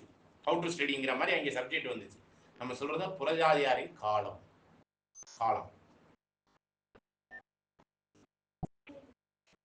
இஸ்ரேல் அவபக்தி உள்ள அதிபதி. அப்ப எல்லாம் அந்த துன்மார்க்க அதிபதியை எடுத்து போட்டுட்டு புறஜாதி காலம் யார் மூலமா ஸ்டார்ட் ஆனிச்சுங்க? சிதேக்கியா தான் இப்ப இஸ்ரேல். புறஜாதியாரின் காலத்துல முதல் ராஜா யாருங்க? நேபுகாத்நேசர் காலம் 606 BC-ல இருந்து 606 BC-ல இருந்து 7 காலங்கள் அப்படின்னு சொல்லும் பொழுது 7 × 360 இப்ப 2520 நாட்கள் வரும். 7 காலம்னா ஒரு காலத்துக்கு 360 × 7னா 2520. 20ல 2520ங்கிற இந்த காலகட்டம் தான் புறஜாதியாரின் காலம். சரிங்களா? இதெல்லாம் செகண்ட் வால்யூம் தேர்ட் வால்யூம்ல படிச்சீங்கன்னா புரியும். பைபிள்ல வச்சு நம்ம படிக்கணும். இப்ப 2520ல 606 BC-ய கழிங்க. ஏன்னா 606 BC-ல தான் யார் ஆரம்பிச்சது? முதல்ல இதை சொல்லிட்டு வாங்க. புறஜாதியாரின் காலம் நேபுகாத்நேசரின் காலம் ஆரம்பிச்சு புறஜாதியாரின் காலம் ஆரம்பிக்கும் போது 2520ல 606 கழிச்சீங்கன்னா அம்மா சொன்னாங்களா ஒரு வருஷம். எந்த வருஷம்? 1914. இதான் புறஜாதியாரின் காலம். புரியுதுங்களா? புறஜாதியாரின் காலம் முடியும் போது அறுவடையும் முடிஞ்சிருங்கிறது இணையான யுகத்தினுடைய எதிர்பார்ப்பு. அது நிச்சயமாகவே முடிஞ்சிச்சுன்னு நாமளும் சொல்ல வரோம். வால்யூமின் படியும் ரீபிரின்ஸின் படியும் அறுவடை முடிஞ்சிச்சுங்க. ஆனா தானியம் முழுவதுமே களஞ்சியத்துல சேர்த்தப்பட்டுருச்சா? இன்னொரு விஷயம் இருக்கு. அறுப்பு தான் முடிஞ்சிருக்க ஒழிஞ்சு அறுத்துட்டு வந்த அந்த தானியங்கள் எங்க வைக்கப்பட்டிருக்கு தெரியுமா? களத்துலதான் இருக்கு. இந்த 7ஆம் சபைக்கு ஒரு பேர் ஏசாயா 21ல படி 7வது வசனமா 6 இல்ல 7வது.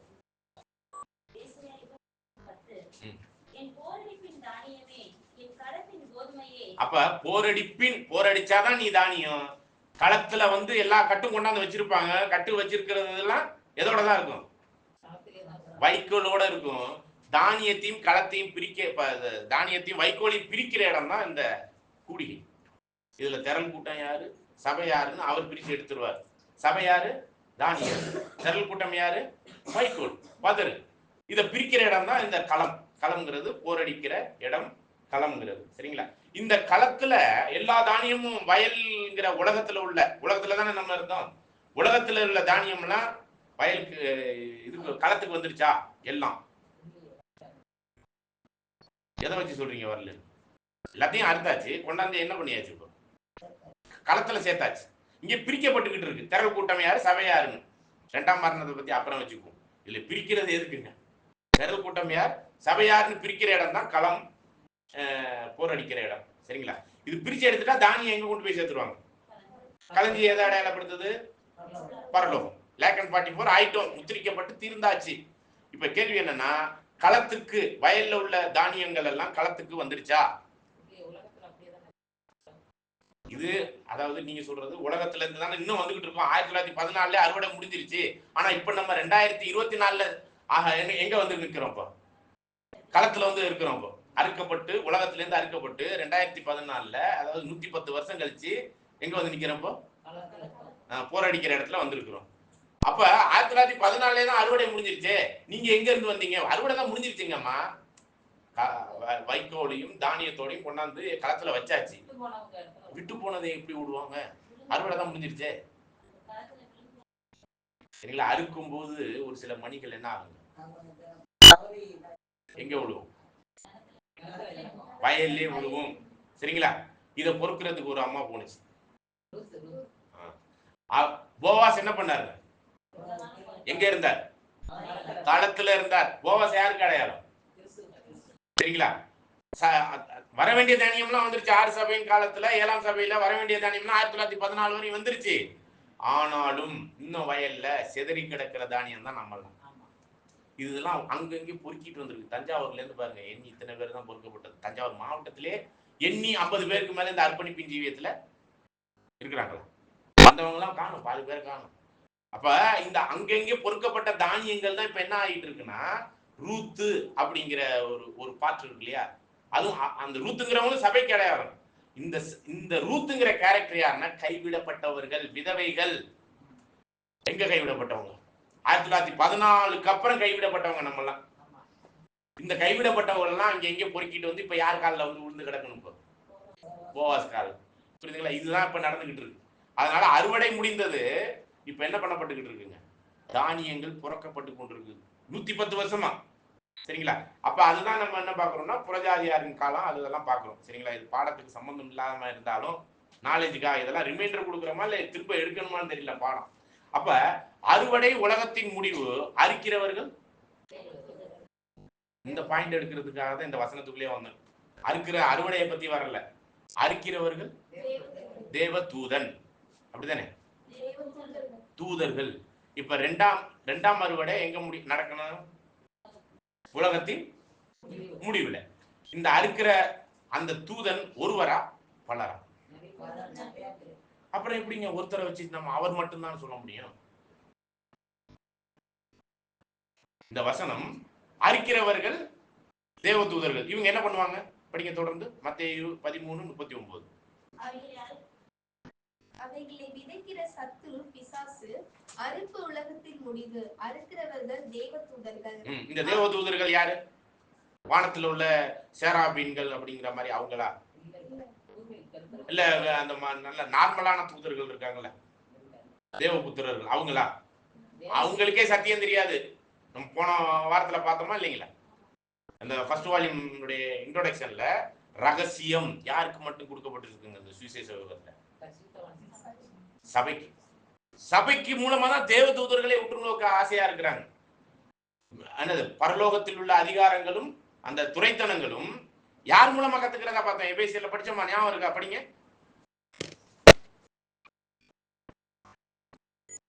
10வது வசனம் நினைக்கிறேன். 2ல 10, 3ல 10. 2ல 3 இல்லையா? எபேசியர். உன்னதமுள்ள துரைத்தனங்களுக்கும் அதிகாரங்களுக்கும் அவருடைய அனந்த ஞானமானது சபையின் மூலமா இப்பொழுது பாருங்க, தெரிவிக்கப்பட்டதாக. பரலோகத்துல துரைத்தனம்னா யாரு? தேவ தூதர்கள், பிரதான தூதர்கள். அவங்க எல்லாம் கூட இந்த ரகசியத்தை யார் மூலமா தெரிஞ்சுக்கிறாங்களா? சபை. அப்ப சபையே சத்தியம் சொல்லுதுன்னு சொல்லுதே. அப்ப சபைக்கு சத்தியம் தெரியாதா? சபைக்கு சப்ஜெக்ட் அப்படிங்கிற அந்த தூதை கொடுக்க தெரியாதா? அவங்க சபையே தானே என்னது சப்ஜெக்ட். லேக்கன் 44 தானே சப்ஜெக்ட். 7வது இடி யாரு? நீங்களே அந்த நிருபம். அப்படிப்பட்ட அந்த நிருபம் படிக்கக்கூடிய அந்த தன்மையில தானே நாமளே போதகர்களா இருக்கிறோம். 7ஆம் சபையின் காரியத்தில் உள்ளவங்க. அப்படிங்கும் போதுதான் இந்த இடத்துல இந்த அறுக்கிறவர்கள் தேவதூதர்கள்னா 7 சபையில உள்ள அந்த ஒருத்தரை பத்தி சொல்லிக்கிட்டு இருக்கா, இல்ல 7ஆம் சபையில உள்ள அந்த ஒருத்தரை பத்தி சொல்லிக்கிட்டு இருக்கா? இது பர்டிகுலரா அறுவடை உலகத்தின் முடிவு 7ஆம் சபையில உள்ள அந்த தூதனை பத்தி சொல்லப்பட்டிருக்கு. தூதனா தூதர்கள் எப்படி ஒருத்தரானா இருப்ப? எப்படி ஒருத்தராக முடியும்? சரிங்களா? தொடர்ந்து வாசிங்க இங்க மத்தேயுல. ஆதலால் கலைகளை சேர்த்து அக்னியினால் சுட்டெரிக்கிறது போல இவ்வுலகத்தின் முடிவிலே நடக்கும். மனுஷகுமாரன் தம்முடைய தூதர்களை அனுப்புவார். மனுஷகுமாரன் தன்னுடைய தூதனை அனுப்புவார், அப்படித்தானே? அப்ப உண்மை உத்தமமான அந்த ஒரு ஊழியக்காரன் ஒருத்தரா பன்மையா? எப்படி நம்ம ஒருத்தரை சொல்லிக்கிட்டு இருக்கிறோம்? நான் 7 சபை 7 தூதர்கள் பாடத்தை நான் எதுவும் இங்க எடுக்கல, நீ எடுத்து பார்த்திருக்கவும் முடியாது. சரிங்களா? அது நம்மளுக்கு ஒரு பாடம் கிளியர் இல்லைன்னா அந்த பாடத்தை எடுக்கிறது இல்லை. 1881ங்கிறது பொதுவான அழைப்பு, காலிங், ஹை காலிங் எப்போ முடிஞ்சிருச்சுன்னா 1881ல 1881ல இருந்து 1914 வரையும் அப்படிங்கும்போது இந்த காலகட்டம் தான் இணையான யுகத்துல. அந்த பாடத்துல தான் இதை புரிஞ்சுக்கலாம். சரிங்களா? அதாவது இதை ஷார்ட்டா சொல்லிடுறேன். 81 எப்படி புரிந்து கொள்ளலாங்கிறது. 1881 முடிஞ்சு இன்னைக்கு எத்தனை வருஷம் ஆயிடுச்சுங்க? நிறைய வருஷங்கிறது தெரியும். நீங்க வேடிங்களை கழிச்சு சொல்லுங்கன்னு சொல்றேன். 2024ல இருக்கிறோம். 1871 கழிங்க 145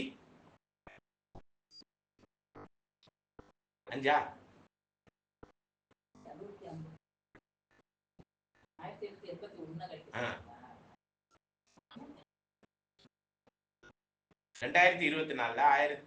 1881 கழிங்க 143 வருஷம் ஆயிடுச்சு. எது முடிஞ்சு? ஹை காலிங், பொதுவான அந்த அழைப்பு, பரலோக அழைப்பு எப்பயோ முடிஞ்சிருச்சு. 1881லயே முடிஞ்சிருச்சு. அறுவடை எப்ப முடிஞ்சிருச்சு? 14லயே முடிஞ்சிருச்சு. நீங்க எங்க வந்துகிட்டு இருக்கிறீங்க? இப்ப புறக்கப்பட்டு கொண்டு இருக்கிறீங்க, களத்துல வந்து சேர்க்கப்பட்டுக்கிட்டு இருக்கிறீங்க. அறுவடை எப்பயே முடிஞ்சு. அறுக்க வேண்டிய அறுவடைங்கிறது 1914 அறுத்தாச்சுங்க. அறுக்கும் போது செதறின விதைகள் தான் நம்மளாம். இப்போ அறுப்பு 1914 முடிஞ்சிருச்சு. அத வந்து ரசல் பிரதரும் மறுப்பு சொல்லல, வாட்ச் டவர் பைபிள் மற்றும் ட்ராக் சொசைட்டி மறுப்பு சொல்லல. ஆனா இன்னைக்கு வேத மாணவர்கள் தான் அதை சரியா புரிஞ்சுக்கலன்னு நான் சொல்லுவேன். அவர் ரசல் பிரதர் தப்பா சொல்லிட்டேன்னு ஏத்துக்கிட்டா, அப்படிலாம் தப்பா சொன்னேன்னு அவர்லாம் ஏத்துக்கலாம் இல்ல. 1914 அறுவடை முடிஞ்சிருச்சுங்கிறதுல எங்கேயுமே பின்வாங்கல. ஆனா அறுவடையின் தானியங்கள் 1914க்கு அப்புறம் சேர்த்து கொள்ளப்பட்டு கொண்டு இருக்குங்கிறதுக்கு ரீஃபரன்ஸ் இருக்கு. அதாவது 1915க்கு அப்புறம், அவர் 14க்கு அப்புறம் இவரே உயிரோட இருக்கும்போது 1915ல ஒரு ரீஃபரன்ஸ் எழுதுறாரு. எனக்கு சரியா ஞாபகம் வர மாட்டேங்குது. 5ங்கிற மாதிரி ஸ்டார்ட் ஆகுது, 55 அப்படிங்கிற மாதிரி வரும். சரிங்களா? அது எனக்கு ஞாபகம். இதை வந்து நாங்கள் லேமன் குரூப்போட போய் நாங்கள் வியாக்கியானம் பண்ணும்போது இந்த ரீஃபரன்ஸை கொண்டு போய் வச்சுதான் அறுவடை முடியலன்னு ரசல் பிரதரும் வாட்ச் டவரும் சொல்லியிருக்கு பாருங்க. 1914ஓட முடியுதுன்னு சொல்றீங்களே, 1915ல இந்த ரீஃபரன்ஸ் இருக்கு, அறுவடை இன்னும் முடியவில்லைன்னு, அடுத்த தானியங்கள் இன்னும் சேர்க்கப்படவில்லைன்னு பொறுக்கப்பட்டு கொண்டு இருக்குங்கிற ஒரு விஷயத்த அங்கே சொல்றாரு. அப்ப இதெல்லாம் நம்ம படிக்கல, வேதமானவர்கள் படிக்கல. அதனால நம்ம என்ன பண்ணிக்கிட்டு இருக்கோம்? அறுவடை முடிஞ்சிருச்சு அப்படிங்கிற காரியத்தை பேசணும். இப்ப எதுக்கு சொல்ல வந்தா 1881. ஓகே. இந்த யூத யுகம் அப்படிங்கிறது ஏறக்குறைய இது வந்து யாக்கோப்பின் காலகட்டத்திலேருந்து ஸ்டார்ட் ஆகக்கூடிய ஒரு விஷயம். 1800 வருடங்களாய் யூதர்களை தேவன் எப்பொழுது கைவிட்டார் அப்படின்னு ஒரு விஷயத்தை பார்க்கும் பொழுதுதான் ஆண்டவர் கடைசி அந்த 49 நாட்கள்னு வரும்ல, 70 வாரங்கள், அந்த கடைசி வாரத்துலதான் ஆண்டவர் என்ன பண்ணப்படுறாங்க? நடுவுல சங்கரிக்கப்படுறாரு. நல்லா கவனிச்சுங்க.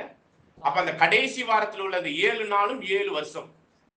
அப்ப ஆண்டவர் ஞானஸ்தானத்திலிருந்து 3.5 வருஷம் ஊழியம் பண்றார். அந்த ஞானஸ்தானங்கிறது தேவனால் அவர் அபிஷேகம் செய்யப்பட்ட நாள். மனுஷனா இருக்கும்போது ராஜாவாக அபிஷேகம் செய்யப்பட்ட நாள். அதுல இருந்து 3.5 வருஷம் ஊழியம் முடிக்கும் போது அந்த வாரத்தின் நடுவில் அவர் என்ன ஆகுறாரு? சங்கரிக்கப்படுறார். வாரத்தின் நடுவுல 3.5 வருஷத்துல சங்கரிக்கப்பட்டுட்டார். அடுத்த 3 வருஷம் காலம் முடியுது. புரியுதுங்களா? இஸ்ரேலுக்குள்ள காலம் முடியுது. அப்ப அதை தான் நம்ம என்ன சொன்னோம்னா 36 அல்லது 37 தான் இந்த யூத யுகம் முடியுது. 1200 வருடங்களாக யாக்கோபுல இருந்து ஸ்டார்ட் பண்ணி யூத யுகம் அப்படிங்கிறது எப்ப முடியுது? கிறிஸ்துவனுடைய மரணத்திலிருந்து ஒரு 3.5 வருஷம் கழிச்சு 37ல எந்த யுகம் முடியுது? யூத யுகம் முடியுது. அப்படிங்கும் போதுதான் இணையான யுகத்துல புறஜாதியாரின் காலம் எப்போ முடியும்னு பார்க்கும்போது 1914. அதே அப்படியே பேரலா கொண்டாந்தீங்கன்னா, எதை பேரலா கொண்டாந்தீங்கன்னா 14 இல்ல, அந்த புறஜாதியாரினுடைய இந்த இணையான யுகம் அப்படிங்கறத ஆரம்பிக்கும் போது அந்த ஞானஸ்தான மன்னிக்கவும் இதுல இருந்து ஆண்டவர் மரித்ததுல இருந்து புறஜாதிகளுக்கான வாய்ப்பும் அங்கே ஸ்டார்ட் ஆகுது. ஆனா எக்ஸாக்டா எப்ப ஸ்டார்ட் ஆகுதுன்னா குறநிலைவு 3.5 வருஷம் கழிச்சு தான் சத்தியத்துக்குள்ள வர்றாரு புறஜாதி. சரிங்களா? அப்ப அங்கேருந்து ஸ்டார்ட் ஆகக்கூடிய ஒரு விஷயம் தான் ஆண்டவருடைய மரணத்திலிருந்து. ஆண்டவர் மரிச்சாருனாலே 3ஆம் நாள்ல என்ன பண்ணிட்டாரு? உயிர் தெழுந்துட்டார். இந்த உயிர் தெழுந்த நாளுக்குரிய காரியங்களை கால்குலேஷன் பண்ணும் பொழுது இந்த சுவிசேஷத்தினுடைய காரியங்கள் எப்ப ஸ்டார்ட் ஆயிடுச்சுன்னா ஆண்டவர் சத்தியம் சொல்லும் போது ஞானஸ்தானம் பெற்று வரும்பொழுது அங்கே பரலோக ராஜ்யத்தினுடைய சுவிசேஷம் ஸ்டார்ட் ஆயிடுச்சு. இந்த ஒரு இணையான யுகம் எங்க ஸ்டார்ட் ஆகுதுன்னா புறஜாதிகளுக்கும் சபைக்கும் அப்படிங்கிற இணையான யுகம் எங்க ஸ்டார்ட் ஆகுதுன்னா ஆண்டவர் ஞானஸ்தானம் எடுத்தார் இல்லையா, அந்த டேட்ல இருந்து, அதாவது 30 AD இருந்து, நல்லா கவனிங்க, 30 AD இருந்து 3 வருஷம் கழிச்சு ஆண்டவர் என்ன பண்றாரு? 33ல சாகுறார், 33ல உயிர் தழுவுறார். அதுக்கப்புறம் 3.5 வருஷம் கழிச்சு 37ல புறஜாதியன் காலம் யூத யுகம் முடிஞ்சிருச்சு. அப்ப இதுதான் எதுக்கு இணையாக வரும்னா ஆண்டவருடைய 2ஆம் வருகையில வளம் மிக்க பிதாவாகிய தேவனால் ராஜாவாக முடிசூட்டப்பட்டவர், ஆவிக்குரிய ராஜாவாகவும் பூமிக்குரிய எல்லா வகையிலும் ராஜாவாக முடிசூட்டப்பட்டது எப்பங்க? 2ஆம் வருகையில எப்பங்க? 74ல. அதான் ஞானஸ்தானத்துக்கும் ஆண்டவருடைய 2ஆம் வருகைக்கும் இணையான யுகம். இதையும் அதையும் அந்த ஈக்குவலா கொண்டு போய் வைக்கும் பொழுது ஆண்டவர் ராஜாவாக 2ஆம் வருகையில் எப்போ வந்தார்? 1874. அதுல இருந்து 3.5 வருஷம் கூட்டினீங்கன்னா 1878ல 6 சபையும் உயிர் தெழுந்துச்சு. ஆண்டவர் மரித்து உயிர் தெழுந்த அதே இணையான யுகத்துல யாரும் உயிர் தெழுந்துட்டா? உயிர் தெழுந்துட்டாங்க. அப்படி உயிர் தெழுந்த பிறகு அதுக்கப்புறம் உள்ள 3.5 வருஷத்தை கூட்டுங்க. 78ல இருந்து 1878ல இருந்து 1878ல இருந்து 3.5 வருஷத்தை கூட்டுங்க. 81. 1881. எப்படி யூதர்களுக்கு அவர்களுக்குடைய அழைப்பு 37ல முடிஞ்சிச்சோ அதே மாதிரி புறஜாதியாருக்கு பொதுவான அழைப்பு 1881ல இணையான யுகத்துல முடியுது. இதுதான் 1881 கூடிய டாக்டரின் போதனை. இதெல்லாம் எங்க இருக்குது? வால்யூம்ல இருக்குது, பைபிள்ல இருக்கிறது நம்மளுக்கு புரியல, அதனாலதான் வால்யூம் படிங்கன்னு சொல்றோம். செகண்ட்லயும் இருக்கு, தேர்ட்லயும் ஒரு சில இன்ஃபர்மேஷன் அதை கவர் பண்ற மாதிரி இருக்கு. அப்ப இந்த காரியங்கள் தான் அறுவடை, உலகத்தின் முடிவு, பொதுவான பாருங்க பாடம் மாறி போச்சு. ஓகே, நீங்க கேள்வி கேட்காதீங்க, இந்த பாடத்துக்கான காரியத்தை மட்டும் நம்ம சிந்திக்கலாம். இப்ப என்ன விஷயம்னா அறுவடை, உலகத்தின் முடிவு, அறுக்கிறவர்கள் தேவதூதர்கள். அப்படி அறுக்கிறதுக்கு அவருடைய ராஜ்யத்தில் உள்ள இடர்களை சரி பண்ணுவதற்கு யார அனுப்புறாரு? தேவ தூதர்களை தான் அனுப்புறாரு. கலைகளை எல்லாம் கட்டி நெருப்புல போடுற வேலையா இருக்கட்டும், அல்லது சத்தியத்தை அவங்களுக்கு சொல்லி சத்தியத்துக்குள்ளாக கொண்டாந்து இந்த களஞ்சியத்துல சேர்க்கறதுக்காக இந்த என்னது போரடிப்பின் தானியத்தை களத்துல கொண்டாந்து சேர்க்கிற வேலையா இருக்கட்டும், எல்லா வேலையுமே யார் தான் பாக்குற? தூதனா? தூதர்கள். இதுல நம்ம மறுத்து சொல்ல முடியாது. சரிங்களா? அதே விஷயத்த ஆண்டவர் 2ஆம் வருகையின் காரியத்துல சொல்லும் பொழுது அவர் எப்பயாச்சும் ஒரு பர்டிகுலர் தூதனை குறித்து அந்த சத்தியத்துல கூட்டி சேர்க்கிற தூதர்களா சொல்லப்பட்டிருக்குன்னா அது ஓமையில சொல்லப்பட்டதுதான் உண்மையும் உத்தமமான அந்த ஒரு ஊழியக்காரன். அதுக்கான வாட்ச் டவர் ரீபிரின்ஸ் நாம ஏற்கனவே சொல்லிட்டோம். 4483 தான் கிளியரா சொல்லிட்டார். அது வாட்ச் டவர் பைபிள் மற்றும் ட்ராக் சொசைட்டி தான் அந்த உண்மையும் உத்தமமான அந்த ஊழியக்காரர்னு பன்மையில சொல்லியாச்சு. அப்படி இருக்கும்போது அந்த ஒரு ஊழியக்காரன் என்று ஒருத்தராக சொல்லக்கூடிய ஒரு விஷயம் தான் இங்க தப்பான போதையில யாரோடையோ டாக்டரின வாட்ச் டவர் பைபிள் மற்றும் ட்ராக் சொசைட்டி வால்யூம் ரீபிரின்ஸ் மற்றும் பைபிள் ரீதியா இல்லாம யாரோடையோ வெளியில உள்ள ஒரு விஷயத்தை உள்ளரிக்க கொண்டாந்து வேதமானவர்கள் மைண்ட்ல ஏத்தியாச்சு. எடுத்து போடுறது எவ்வளவு கஷ்டம்னு நீங்க நினைச்சு பாருங்க. அந்த அளவுக்கு இறுகி போயிருக்கு. சரிங்களா? இது யாருடைய டாக்டரின் தெரியுமா? அறுவடை முடிஞ்சிச்சுன்னு சொல்லிட்டு இருக்காங்களா, திரள் கூட்டமும் முடிஞ்சிச்சுன்னு. யாரு? அறுவடை முடிஞ்சிச்சுன்னு சொல்றவங்க யார் தெரியுமா? இதுவரையும் கேள்விப்படாம இருக்கிறீங்க, கேள்விப்பட்டீங்கன்னா மாட்டிக்காதீங்க. லேமன் குரூப் வந்து இதே 6th வால்யூம் வச்சுக்கிட்டு தான் அறுவடை எல்லாம் முடிஞ்சிருச்சு. யெகோவா சாட்சி வேற. லேமன்ங்கிறவங்க இதே மாதிரி இந்த வாட்ச் டவர் பைபிள் சொசைட்டில இருந்து வந்த ஜான்சன் அப்படிங்கிற ஒருத்தர் எழுதுன ஒரு ஏறக்குறைய 17 வால்யூம்ஸ் இருக்கு. அவர் தனியா அதுல இருக்கு இந்த விஷயங்கள்லாம். சரிங்களா? அப்ப அதுல வந்து அதுதான் எது 7 சபை 7 தூதர்கள். ஆண்டவர் 2ஆம் வருகையை பத்தி சொல்லும்போது மத்தேயு 24ஆம் அதிகாரம் 30-31 வசனத்தை வாசிங்க. அந்த இடத்துல ஒரு தூதனை பயன்படுத்துறாரா இல்ல பன்மைக்குரிய தூதர்களை பயன்படுத்துறாரா? அப்பொழுது மனுஷகுமாரனுடைய அடையாளம் வானத்தில் காணப்படும். அப்பொழுது மனுஷகுமாரன் வல்லமையோடும் மிகுந்த மகிமையோடும் வானத்தின் மேகங்கள் மேல் வருகிறதை பூமியில் உள்ள சகல கோத்திரத்தாரும் கண்டு புலம்புவார்கள். வலுவாய் துணிக்கும் எக்கால சத்தத்தோடே அவர் தமது தூதர்களை அனுப்புவார். வலுவாய் துணிக்கும் எக்கால சத்தம், இதுதான் நம்ம ஏற்கனவே ஒரு சில விஷயத்துல பார்த்திருக்கிறோம். 2ஆம் வருகையில ஆண்டவர் அந்த வலுவாய் துணிக்கிற எக்காலத்தோட வருவார். அததான் 7ஆம் சபையின் காலத்துல 7ஆம் தூதன் அப்படிங்கிற ஒரு விஷயத்துல அந்த சத்தியங்கள் வெளியாகும். சரிங்களா? அப்ப அந்த ஒரு காரியமாக பார்க்கக்கூடிய ஒரு விஷயத்துலதான் இங்க யாரை அனுப்புறாரு கூட்டி சேர்க்கிறதுக்கு? தெரிந்து கொள்ளப்பட்டவர்களை கூட்டி தெரிந்து கொள்ளப்பட்டவங்க யார்?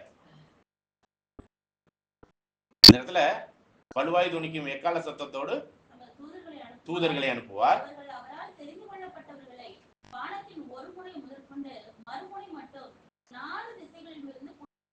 அப்ப இந்த தெரிந்து கொள்ளப்பட்டவர்களை 4 திசையிலிருந்து கூட்டி சேர்க்கிறான்னு சொல்ற இந்த தெரிந்து கொள்ளப்பட்டவர்கள் யார்?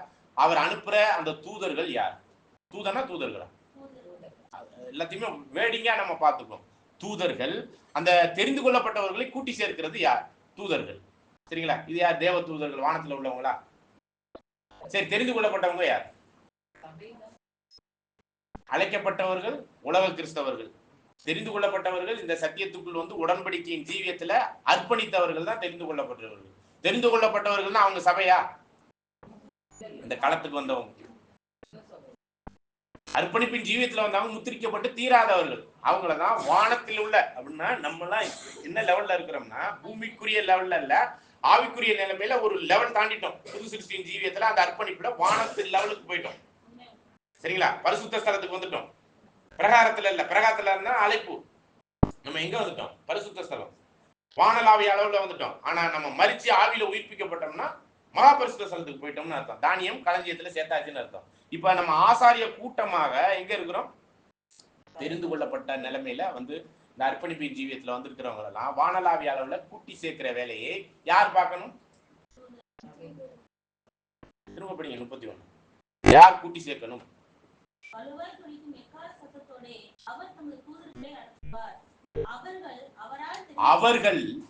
அவரால் தெரிந்து கொள்ளப்பட்ட அந்த அர்ப்பணிப்பின் ஜீவியத்துல வர்றவங்கள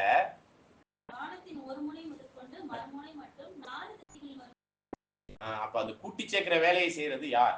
ஒருவரா? அப்ப அந்த முதன்மையான ஊழியக்காரர்கள்ல பன்மையில தானே சொல்லப்பட்டிருக்கு. இதுல சபை வாய்ப்புக்குள்ள வர்றவங்க, அந்த சபைக்குள்ள குத்து விளக்குக்குரிய வாய்ப்புல வர்றவங்கள தூதரா மாத்திரதானே வேலை. ஆண்டவர் 1ஆம் வருகையில ரொம்ப வைத்தறிச்சப்பட்டு கெஞ்சுறாரு.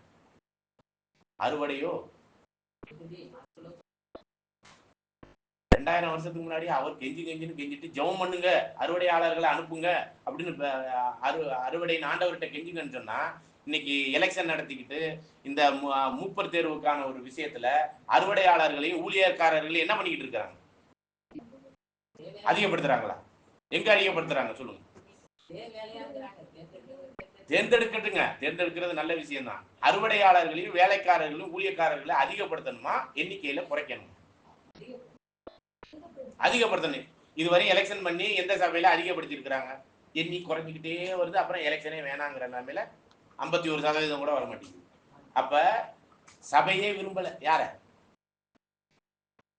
இந்த உண்மையும் உத்தமமான ஊழியக்காரர்களா இருப்பதற்கான சபை காரியத்திற்குரிய அந்த ஊழியக்காரர்களை, இந்த அறுவடையாளர்களை யாருமே விரும்பல. சத்தியத்தில் இருந்த சகோதரர்களே விரும்பல. 2ஆம் மரணத்துக்கு ஏதுவான பாவமா செஞ்சிட்டாங்க அவங்களுக்கு ஓட்டு போடாம இருக்கிறதுக்கு. பர்சனல் கிரேவிங்ஸஸ், ஒரு சில மாமிச இச்சைகளுக்காக கூட ஒரு சில என்ன பண்ண மாட்டேங்கிறாங்க, ஊழியத்தை கொடுக்க மாட்டேங்கிறாங்க. சரிங்களா? ஊழியக்காரர் பற்றாக்குறை இருக்குது, ஊழியக்காரர்களை ஏற்படுத்த மாட்டேங்கிறாங்க. சரிங்களா? சரி, நம்ம அங்கே அட்டாக் பண்ண வேணும். அப்ப அறுவடையாளர்கள் அப்படிங்கிறவங்க தான் இங்க யாரு? தேவ தூதர்கள், சேர்த்து கூட்டி சேர்க்கிறவர்கள். சத்தியத்தை சொல்லி கூட்டி சேர்த்து, அந்த கூட்டி சேர்க்கிறது எங்க கொண்டு போய் கூட்டி சேர்க்கக்கூடிய ஒரு விஷயம், களஞ்சியம், பரலோகத்துக்குரிய அந்த முத்திரிக்கப்பட்டு தீர்ந்த அந்த ஒரு நிலைமைக்குள்ள கொண்டு போய் சேர்க்கிறது.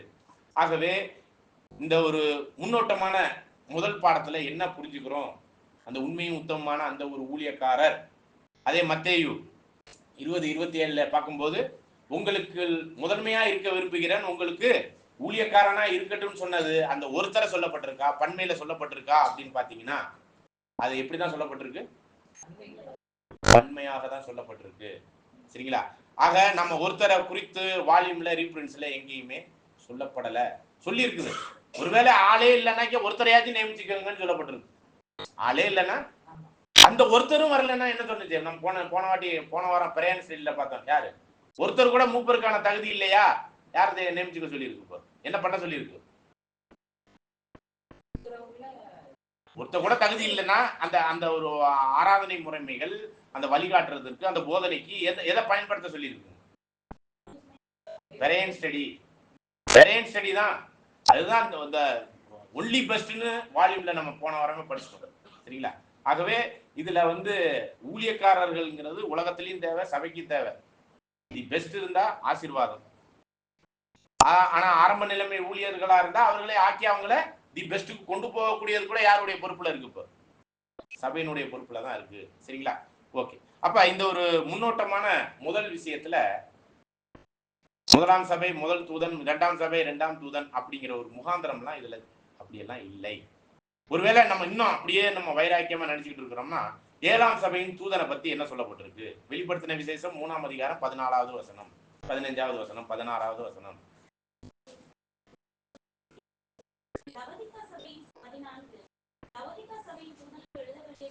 பாருங்க, லவோதிக்கியா சபையின் தூதனுக்கு நீ எழுத வேண்டியது என்னவெனில், நம்ம போதிக்கப்பட்டதுபடி 7ஆம் சபையின் தூதன் யாரு? இப்ப இதுக்கு முன்னாடி 7 சபை தூதர்களுக்கு 7ஆம் சபையின் யாரை பிடிச்சிக்கிட்டு இருக்கிறோம்? இப்ப நம்ம ரசல் பிரதர் தான் இந்த 7ஆம் சபையின் லவோதிக்கியா சபையின் தூதன் என்றால், இவருடைய நிலைமையை பத்தி அடுத்த சில வசனம் என்ன சொல்லுதுன்னு பாருங்க.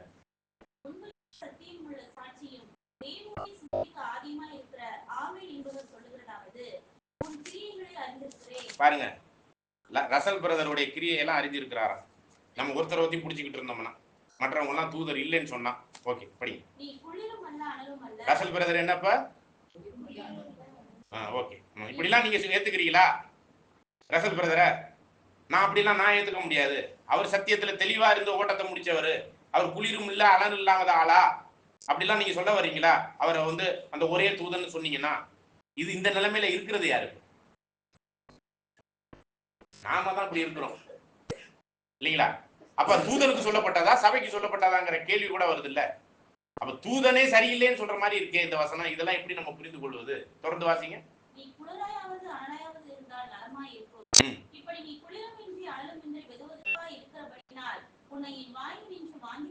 அப்ப 7ஆம் சபையின் தூதன் எந்த நிலைமையில இருக்கிறார்? நீங்க நம்ம அந்த ஒரே தூதனை பிடிச்சிக்கிட்டு இருந்தோம்னா நம்ம அவரை என்ன சொல்லிக்கிட்டு இருக்கிறோம்னு அர்த்தம்? இல்ல அவரை என்ன சொல்ற இந்த வசனத்துல இப்ப படிச்சு முடிச்சதுல வாந்தி பண்ற நிலைமையில இருக்கிறாரா அவரு? இதெல்லாம் ஏன் படிக்காம இருக்கிறோம் நம்ம?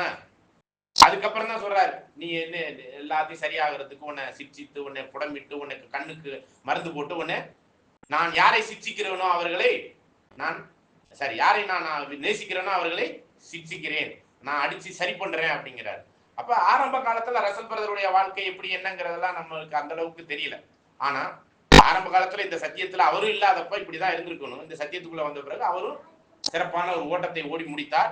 நமக்கும் இப்படிப்பட்ட ஒரு வாய்ப்புல தான் வாசல் அருகே நின்று ஆண்டவர் தான் இப்ப கதவை தட்டிக்கிட்டு இருக்காரு, வாங்கப்பா நான் உங்களில் வாசம் செய்கிறேன்னு சொல்றது. இந்த வசனம் ஃபுல்லாவே நீங்க 7ஆம் சபையின் தூதன் ஒருத்தருக்குன்னு எடுத்துக்கிட்டீங்கன்னா தப்பா போயிடும்.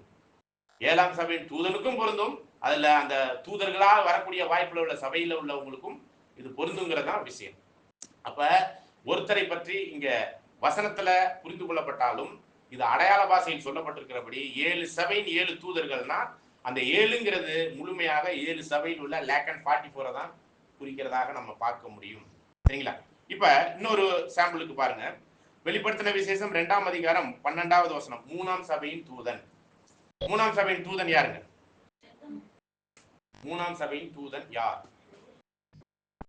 ஏரியஸ். இப்படிதானே நம்ம போதிக்கப்பட்டிருக்கிறோம். வால்யூம் ரீபிரின்ஸ்ல அப்படிலாம் இல்ல. வால்யூம் ரீபிரின்ஸ்ல இருந்தா சொல்லுங்க, நானும் ஃபாலோ பண்றேன். சரிங்களா? ஓகே. இப்ப இந்த இடத்துல ஏழாம் சபையின் தூதன் ஒருத்தர்னு சொல்லியாச்சா? யாரு? ஏரியஸ்ன்னு சொல்லி போதிக்கப்பட்டிருக்கிறோமா? லேமன் மூலமா போதிக்கப்பட்டிருக்கோம். அவங்களுடைய ஆவி நம்மளுக்குள்ள வந்து உட்கார்ந்து இருக்குன்னு சொல்றேன். தயவு செய்து பகுத்து பாருங்கள். சரிங்களா? இந்த பெருகமு சபை மூணாம் சபை, இந்த மூணாம் சபையின் தூதன் ஏரியஸ்ன்னு நம்ம சொல்றோம்.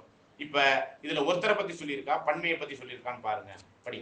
பெருகமு சபையின் தூதனுக்கு நீ எழுத வேண்டியது என்னவெனில், இருபுறமும் கருப்புள்ள பட்டயத்தை உடையவர் சொல்லுகிறதாவது, உன் கிரியைகளையும் சாத்தானுடைய சிங்காசனத்தில் இருக்கிற இடத்தில் நீ குடியிருக்கிறதையும் நீ என் நாமத்தை பற்றிக் கொண்டிருக்கிறதையும்.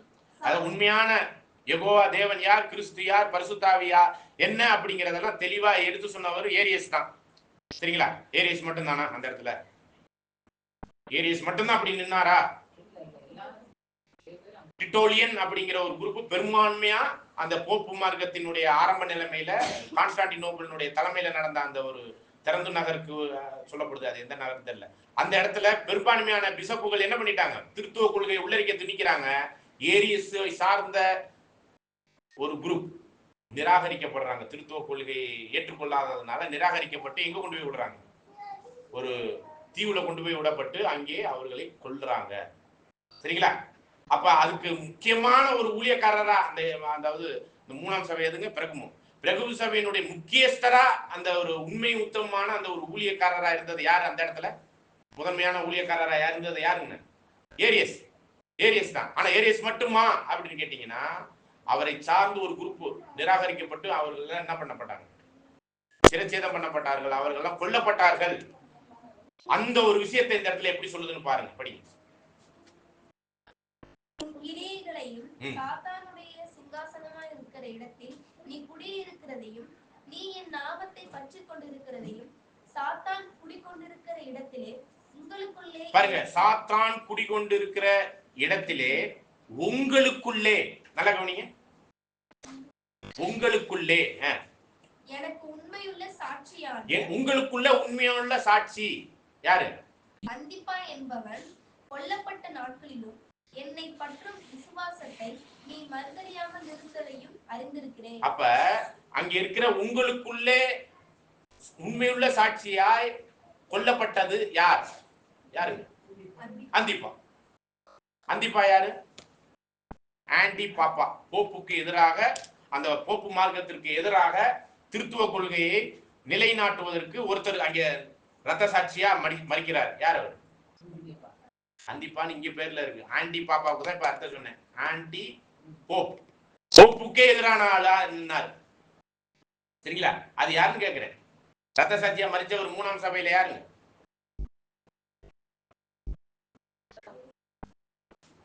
முன்னாடி சொன்னீங்க ஏரியஸ்.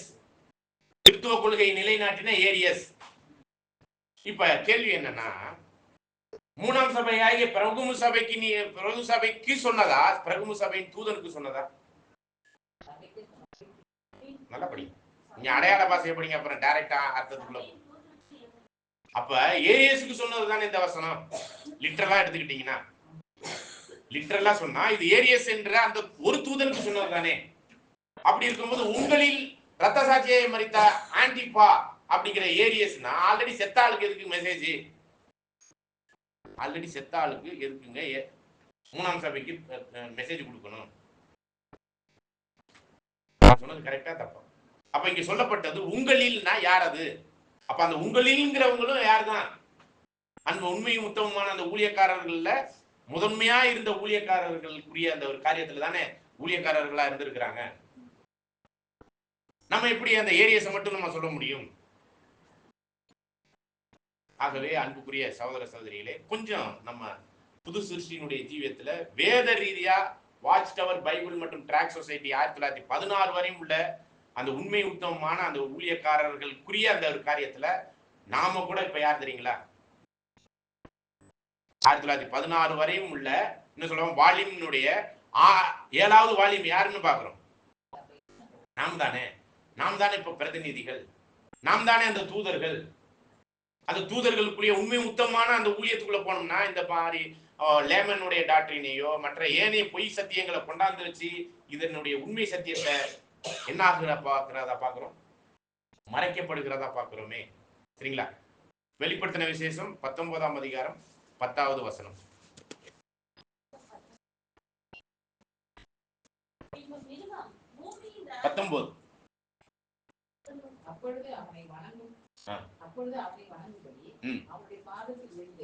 அப்பொழுது நான் அவனை வணங்கும்படி அவனுடைய பாதத்தில் விழுந்தேன்.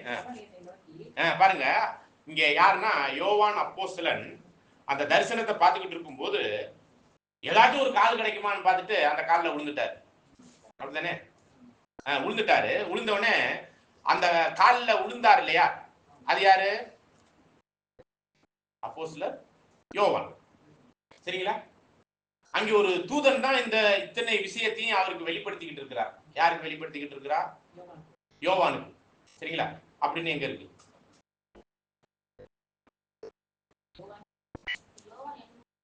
யோவான் எழுதினாரு. இவர் யார்கிட்ட இருந்து இதை வாங்கி எழுதினார்?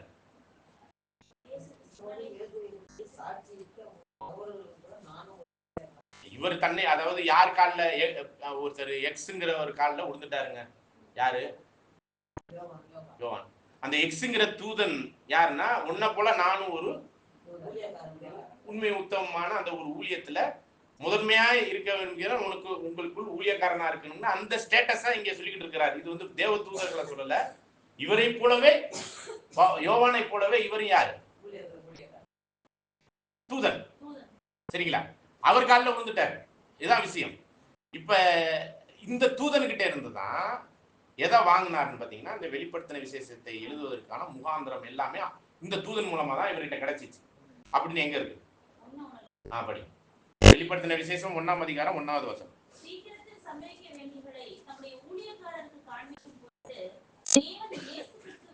பாருங்க, பிதாவாகிய தேவன் இந்த வெளிப்படுத்தின விசேஷம் புத்தகத்தை யார்கிட்ட ஃபர்ஸ்ட் கொடுக்கிறார்? உயிர் தெழுந்து போன பிறகு, ஆண்டவர் உயிர் தெழுந்து போன பிறகு ஆண்டவராய் யாசுவா மெசியாவுக்கிட்ட கொடுக்கிறார். ஓகேங்களா? இந்த புத்தகத்தை கொடுத்த உடனே படிங்க. அதாவது ஆண்டவராகிய யாசுவா மெசியா அவருடைய தூதன்கிறவர் தான் நம்ம ஒரு சிம்பிள் கொடுத்தோம். சும்மா அவருக்கு பேர் கொடுக்குறோம் எக்ஸ். எக்ஸ்ங்கிற ஒரு தூதனுக்கு கொடுக்கிறார். யாரு? நம்முடைய யாசுவா மெசியா பிதாவின் இடத்திலிருந்து பெற்ற இந்த புத்தகத்தை யார்கிட்ட கொடுக்கிறார்? ஒரு எக்ஸ்ங்கிற தூதன் கிட்ட கொடுக்கிறார். இந்த எக்ஸ்ங்கிற தூதன் யாருங்கிறத நம்ம வருகிற காலத்துல கண்டுபிடிப்போம். சரிங்களா? எக்ஸ்ங்கிற தூதன் கையில கொடுக்கிறார். ஓகேங்களா? இந்த எக்ஸ்ங்கிற தூதன் கையில இருந்து யார் வாங்கினா? யோவானுக்கு இந்த புத்தகம் வெளியாகுது. அப்ப இந்த புத்தகம் இன்னைக்கு யார் கையில வந்திருக்கு? நம்ம கையில வந்திருக்கு இல்லையா? அதுக்கு முன்னாடி இது எத்தனை பேர் கை மாறி வந்திருக்கு? ஃபர்ஸ்ட் யாருக்கு? பிதா. அவர் கையில வச்சுக்கிட்டே இருக்கிறார். அவர் எப்பதான் கொடுக்குறாருன்னா, ஆண்டவர் மரித்து உயிர் தெழுந்து போன பிறகு இந்த புத்தகத்தை திறந்து பார்க்கறது யாருன்னா, மரித்ததுல இருந்து உயிர் தெழுந்த அந்த ஆட்டு அடிக்கப்பட்ட வண்ணமா இருக்கிற அந்த ஆட்டுக்குட்டிக்கு தான் கொடுப்பேன்ட்டாரு. யூத ராஜசிங்கத்துக்கு கையில கொடுத்துட்டாரு உயிர் தெழுந்து போன பிறகு. அது நம்முடைய யாசுவா மெசியா. யாசுவா மெசியா கிட்ட இருந்து யார் வாங்கினது? இன்னொரு எக்ஸ்ங்கிற தூதன். இந்த எக்ஸ்ங்கிற தூதன் யார்கிட்ட கொடுத்திருக்கிறாரு? யோவான் கிட்ட. யோவான் இப்ப யார்கிட்ட கொடுத்துட்டாரு? கையில யார் வச்சிருக்கிறீங்க? நம்மள்கிட்ட கொடுத்திருக்கிறாரு. இப்ப இந்த எக்ஸ்ங்கிற தூதன் காலில் தான் யார் விழுகுறாப்ப? வெளிப்படுத்தின 19:10 பார்த்தோம் இல்லையா? இப்படி எதோ சொல்லிக்கிட்டு இருக்கிறத பார்த்துட்டு இவருக்கு புரியல. ஒரு சில விஷயம் புரியல. எப்படி தானியேல் பாருங்க, எனக்கு ஒண்ணுமே புரியலன்னு சொல்றாருல்ல. எசேக்கியேல்ல பார்த்தோம்னா அப்படியே ஒரு மாதிரி போயிடுவார். இது மாதிரி இவருக்கும் என்ன ஆயிடுச்சு? ஒரு மாதிரி ஆயிடுச்சு. அப்படியே இதானோடனே எங்கேயாச்சும் காலம் கிடைச்சா போதும் அப்படின்னு சொல்லிட்டு அப்போஸ்தலர் யோவானே யார் காலில் விழுந்துட்டார்? தூதன் காலில் விழுந்துட்டார். அப்போஸ்தலர் யோவானே யார் காலில் விழுந்துட்டா? அப்ப நம்மளுக்கு எவ்வளவு வஞ்சனை ஆயிருக்குன்னு பாருங்க.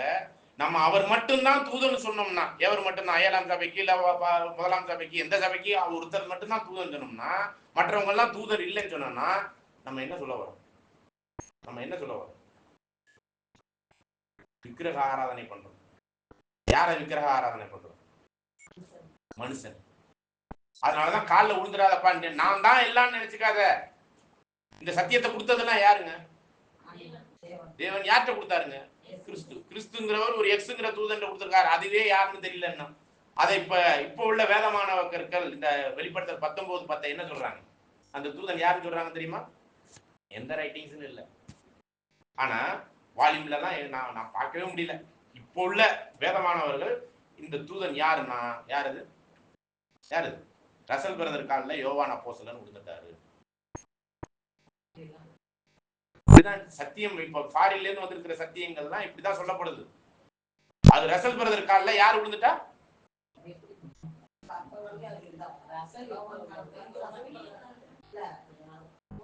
பாருங்க, நியாயமான கேள்வி.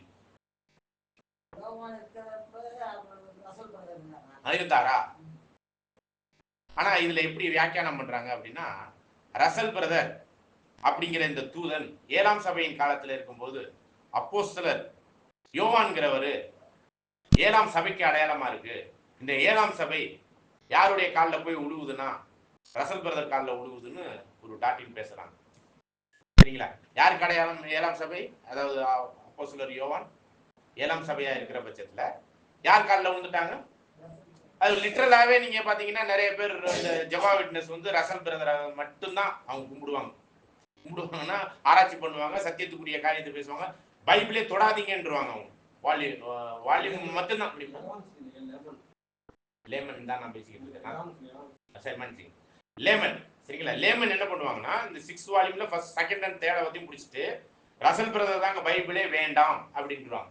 அப்ப இவங்களுடைய டாக்டரினுக்குரிய ஒரு விஷயத்துல அவங்கள வணங்குற மாதிரி இன்னைக்கு வேதமானவர்களும் அதே போதையில் போதிக்கப்பட்டு யாரை வணங்குறதுக்கு ரெடி ஆயிட்டோம். நம்மலாம்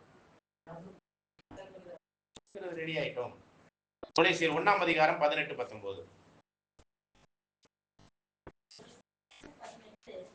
அவரே சபையாகிய சர்வத்துக்கு தலையானவர், எல்லாவற்றிலும் முதல்வராய் இருக்கும்படி அவரே ஆதியும் மருத்துவத்திலிருந்து எழுந்த முதல் பேருமானவர், சகல பரிபூர்ணமும் அவருக்குள்ளே வாசமாய் இருக்கவும் அவர் சிலுவையில் சிந்தின இல்ல வசனம் விட்டுட்டீங்க. கொலோசியர் 2:18 கணுக்களாலும் கட்டுக்களாலும் உதவி பெற்று இணைக்கப்பட்டு தெய்வ வளர்ச்சியை வளர்ந்தெடுகிற சரீரம் முழுவதையும் ஆராதிக்கிற தலையை பற்றி கொள்ளாமல் ஆதரிக்கிற தலையாகிய கிறிஸ்துவை பற்றி கொள்ளாமல் மாயமான தாழ்மையிலும் தெய்வ தூதர்களுக்கு செய்யும் ஆராதனையிலும் விருப்பமுற்று காணாதவைகளிலே துணிவாய் நுழைந்து காணாத ஒண்ணு. இதுல பைபிள்ல பிதாவையும் குமாரனையும் அறிகிறதான நித்திய ஜீவன். ரசல் பிரதரும் என்ன சொல்லிட்டாருங்க? இதெல்லாம் என்கிட்ட என்ன பண்ணாதீங்க, என்னை குறித்து எண்ணத்துல தேடாதீங்க, வால்யூம்ல சரி பைபிள்ல தேடாதீங்க, அது தப்பா போயிரும்னு சொன்ன அந்த ஒரு விஷயத்த அவர் சொன்ன கூற்ற விட்டுட்டு இன்னைக்கு என்ன பண்றாங்க ஆரம்பிச்சிட்டாங்க? என்ன பண்ண ஆரம்பிச்சிட்டாங்க? தேட ஆரம்பிச்சிட்டாங்க. பாருங்க, நம்ம பேசிக் சப்ஜெக்ட்ல திருத்துவம் கேட்டோம். பிதா யார், குமாரன் யார், பரிசுத்த ஆவி யார். அதுக்கப்புறம் பிதாவின் குமாரனை அறிகிற அறிவுக்குள்ள வந்திருக்கிறோமா? அதோட முடிஞ்சிருச்சா? ஒன்றான மெய்தேவனாகிய அவரையும் அவர் அனுப்பினவராகிய அறிகிறதே நித்திய ஜீவன் சொல்லி நம்ம பார்த்துட்டு, பேசிக்கு அப்புறம் பிதாவையும் குமாரனையும் அறிகிற அறிவுக்குள்ள சபை கூடுகைக்குள்ளாக விஷயத்துல அந்த உன்னத காரியங்கள் எல்லாம் நம்ம ஆராய்ச்சி பண்ணி அறிஞ்சிருக்கிறோமான்னு நான் கேட்கிறேன். அறிஞ்சிருக்கிறோமா இல்லையா? இல்ல, அந்த மாதிரி பாடங்கள் வரல. இப்ப யாரை பத்தி தான் ஆராய்ச்சி? 7 சபை, 7 தூதர், இந்த இதை பத்தி ஆராய்ச்சி தானே அடைக்குது. ஒன்றான மெய்தேவனாகிய அவரையும் அவர் அனுப்பினவராகிய யாசுவா மெசியும் அறிவதுதான் நித்திய ஜீவன் சத்தியம் சொல்லி இருக்கும் போது நம்ம தேவையில்லாத ஆராய்ச்சிக்குள்ள போனோம்னால என்ன ஆராதனை இது? அதான் காணாதவைகள் எதுல பைபிள்ல இல்லாததெல்லாம் இருக்கிற மாதிரி நினைச்சு அதை தேடுகிறதுனால நம்ம என்ன ஆயிட்டோம்? இப்போ படிங்க அந்த வசனத்தை.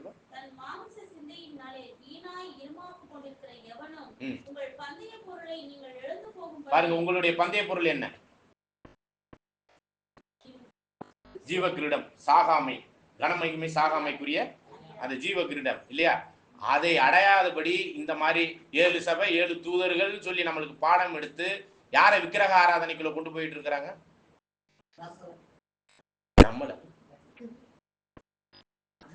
அப்படி பண்ணிட்டு இருந்தோம்னா நம்முடைய பந்தய பொருள் என்ன ஆகிட்டு இருக்கு? இப்போ என்ன ஆகிட்டு இருக்குங்க? நம்ம ஏமாந்துராம இல்லாத ஒரு விஷயத்தை இருக்கிற மாதிரி நம்ம என்ன பண்ணிக்கிட்டு இருக்க வேணாம். இதெல்லாம் நம்ம பண்ண வேண்டிய அவசியம் இருக்கா அப்படிங்கிறதான். சரி, இப்ப இதெல்லாம் வந்து நம்ம ஒரு ஆராய்ச்சி பூர்வமான ஒரு விஷயத்துக்கு தான் இந்த ஒரு காரியத்தை நம்ம என்ன பண்ணிட்டு இருக்கிறோம்னா, இப்படிலாம் இருக்குங்கிறத நம்ம புரிந்து கொள்வதற்கு ஒரு விஷயத்தை நம்ம இதுல பார்த்தோம். இப்ப அப்படிங்கிறப்ப இவர் யார் காலில் அப்போஸ்தலர் யோவான் விழுந்தாருங்கிற ஒரு கேள்வி இருக்கா இல்லையா?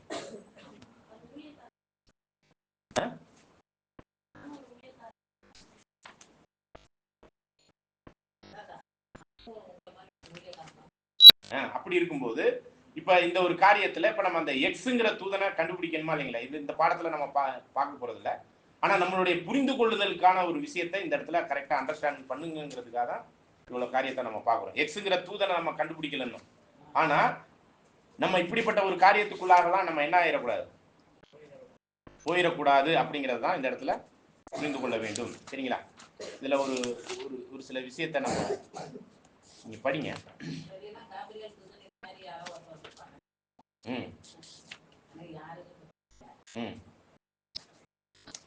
அதனால இப்ப இது வந்து யார் ஆயிட்டா? ரசலார் ஆயிட்டாரா?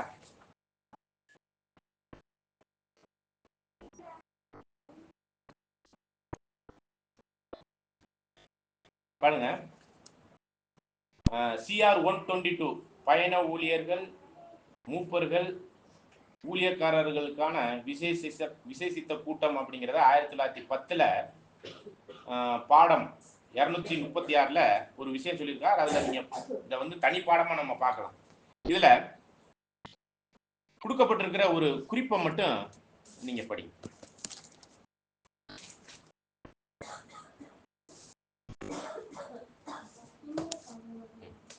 இன்னொரு காரியம், வேதாகமத்தில் எவ்வளவுக்கு கர்த்தர் இயேசு குறித்து கண்டுபிடிக்க முடிகின்றதோ அவ்வளவுக்கு அருமையான சகோதரர்களில் சிலர் சகோதரர் ரசலையும் வேதாகமத்தில் கண்டுபிடிக்கிறவர்களாய் காணப்படுகின்றனர். மற்றும் இது மாபெரும் தவறு. இது மாபெரும், இது நான் சொல்லலங்க, நான் எதுவும் எழுதி வச்சேன்னு பாருங்க.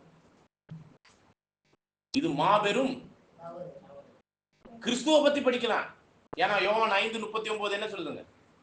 வேத வாக்கியங்களை ஆராய்ந்து பாருங்கள், இவைகளால் உங்களுக்கு நித்திய ஜீவன் உண்டு என்று எண்ணுகிறீர்களே, அவைகள் ரசல் பிரதரை பத்தி சொல்லி இருக்கிறது. அப்படிதானே? நித்திய ஜீவனுக்கான விஷயம் யாரை பத்தி சொல்லி இருக்குது? ரசல் பிரதரை பத்தி சொல்லி இருக்கு. அப்படிதானே? அந்த வசனத்தை படிக்க முடியுமா?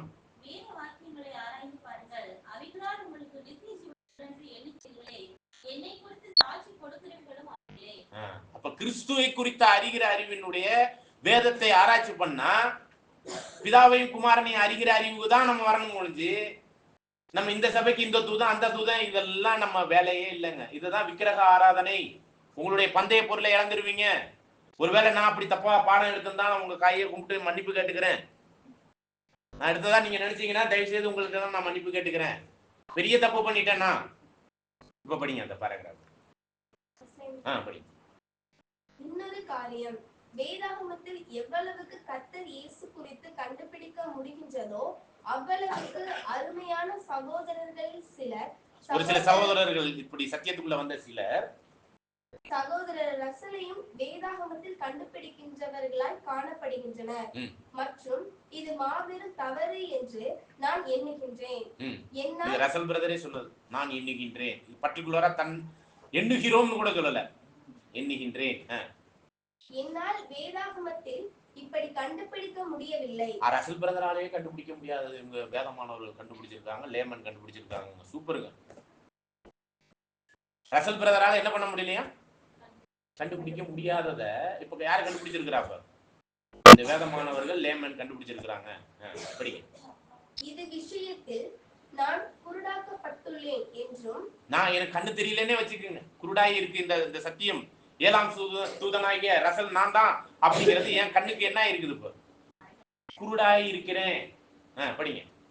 என்னை காட்டிலும் அவர்கள் அனைவராலும் நன்கு காண முடிகின்றது என்று சிலர் கூறுகின்றனர். அதாவது ரசல் பிரதரால பார்க்க முடியாதத இப்ப இன்னைக்கு இருக்கிற வேதமானவர்கள் என்ன சொல்றாங்க? இது ரசல் பிரதர் இப்ப எக்ஸ்ட்ரீமா இந்த மாதிரி எல்லாம் கேள்விகள் எல்லாம் கொண்டு போய் அவங்களுக்கு வைக்கும் பொழுதுதான் ரசல் பிரதர் தாழ்மையா இருந்ததுனால அவரு என்ன பண்ணிட்டாராம்?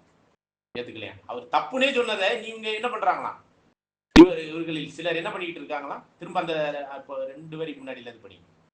இது விஷயத்தில் நான் குருடாக்கப்பட்டுள்ளேன் என்றும், யாரு? ரசல் பிரதர் குருடாக்கப்பட்டுள்ளார் என்றும், என்னை காட்டிலும் அவர்கள் அனைவராலும் நன்கு காண முடிகின்றது என்று. அதாவது ரசல் பிரதரால காண முடியாததை இப்ப இந்த வேதமானவர்கள், இப்ப 7ஆம் தூதன் அவர் தான், ஒருத்தர் தான் சொல்றவங்க எல்லாம் என்ன சொல்லிக்கிட்டு இருக்காங்க? கண்டுபிடிச்சிட்டாங்க. அதான் இப்ப சொல்லிக்கிட்டு இருக்காங்க.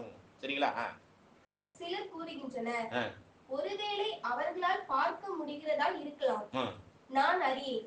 நான் அதை பத்தி எனக்கு அந்த அறிவே எனக்கு தேவன் கொடுக்கல. 7ஆம் சபையின் தூதனுக்கே அந்த அறிவு இல்ல. எனினும் இவ்விஷயத்தில் அபாயம் ஒன்று காணப்படுகின்றதென அருமையான நண்பர்களே நான் எண்ணுகின்றேன். இதுல பெரிய அபாயம் இருக்குது. ஏன்னா வெளிப்படுத்தின விசேஷத்துல அப்போஸ்தலர் யோவான் ஏதோ ஒரு கால் கிடைச்சா போதும்னு என்ன பண்ணிட்டாரு? அப்போஸ்தலர் யோவானே விழுந்துட்டாருனால நீங்க இதுல பெரிய அபாயம், தேவதூதர் வணக்கத்துக்குள்ள போயிருவீங்க. தயவு செய்து இந்த வேலையை மட்டும் பார்க்காதீங்க. எந்த வேலையை? இது வால்யூம்லயே எழுதிருக்குங்க. இதை கூற்று இதுல படிச்சு முடிச்சிருங்க. மற்றும் உங்களை விழிப்பாக்கிட விரும்புகின்றேன். தேவன் பயன்படுத்தும் ஒவ்வொரு கருவிகளையும் நாம் அங்கீகரித்திட வேண்டும் என்பது கர்த்தருடைய சித்தமாய் இருக்கின்றதென நான் எண்ணுகின்றேன். எனினும் தேவனுடைய எந்த கருவியையும் கர்த்தருக்கோ அல்லது அவரது திவ்ய ஏற்பாட்டிற்கோ போட்டியாக இருப்பதாக நாம் அங்கீகரித்து விடக் கூடாது. இன்னைக்கு எக்ஸ்ட்ரீமா போயிட்டு நான் Facebookல பாக்குறேன், ஒரு சில வேதமானவர்கள் பிதா ஏன் ரசல் பிரதரை வச்சு இந்த தெய்வீக திட்டத்தையும் படைப்பையும் உண்டாக்கலன்னு எங்களுக்கு புரியல. வார்த்தையினுடைய அர்த்தம் புரியுதா? சிருஷ்டிப்பின் காரியத்தை பிதானா அவர் தனியா இருந்தார் இல்லையா கிறிஸ்துவ படைக்கிறதுக்கு முன்னாடி? ஏன் ரசல் பிரதரை வைத்து இந்த ஒரு காரியங்கள் எல்லாம் அவர் செஞ்சுக்கல? ஏன்னா அந்த அளவுக்கு இவர் பிதாவையும் மிஞ்சிட்டார். அதாவது அந்த அளவுக்கு ரசல் பிரதர் பெரிய பிதாவுக்கு மேல மிஞ்சினாராம். அப்படிங்கிற அளவுக்கு கொண்டு வந்து வச்சிருக்கிறாங்க.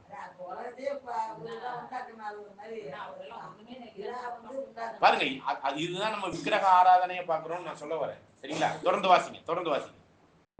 அவரே ஆசீர்வாதத்தின் ஊற்றாய் இருக்கின்றார் மற்றும் அவர் மாத்திரமே மிகவும் துதிக்கப்படத்தக்கவர்.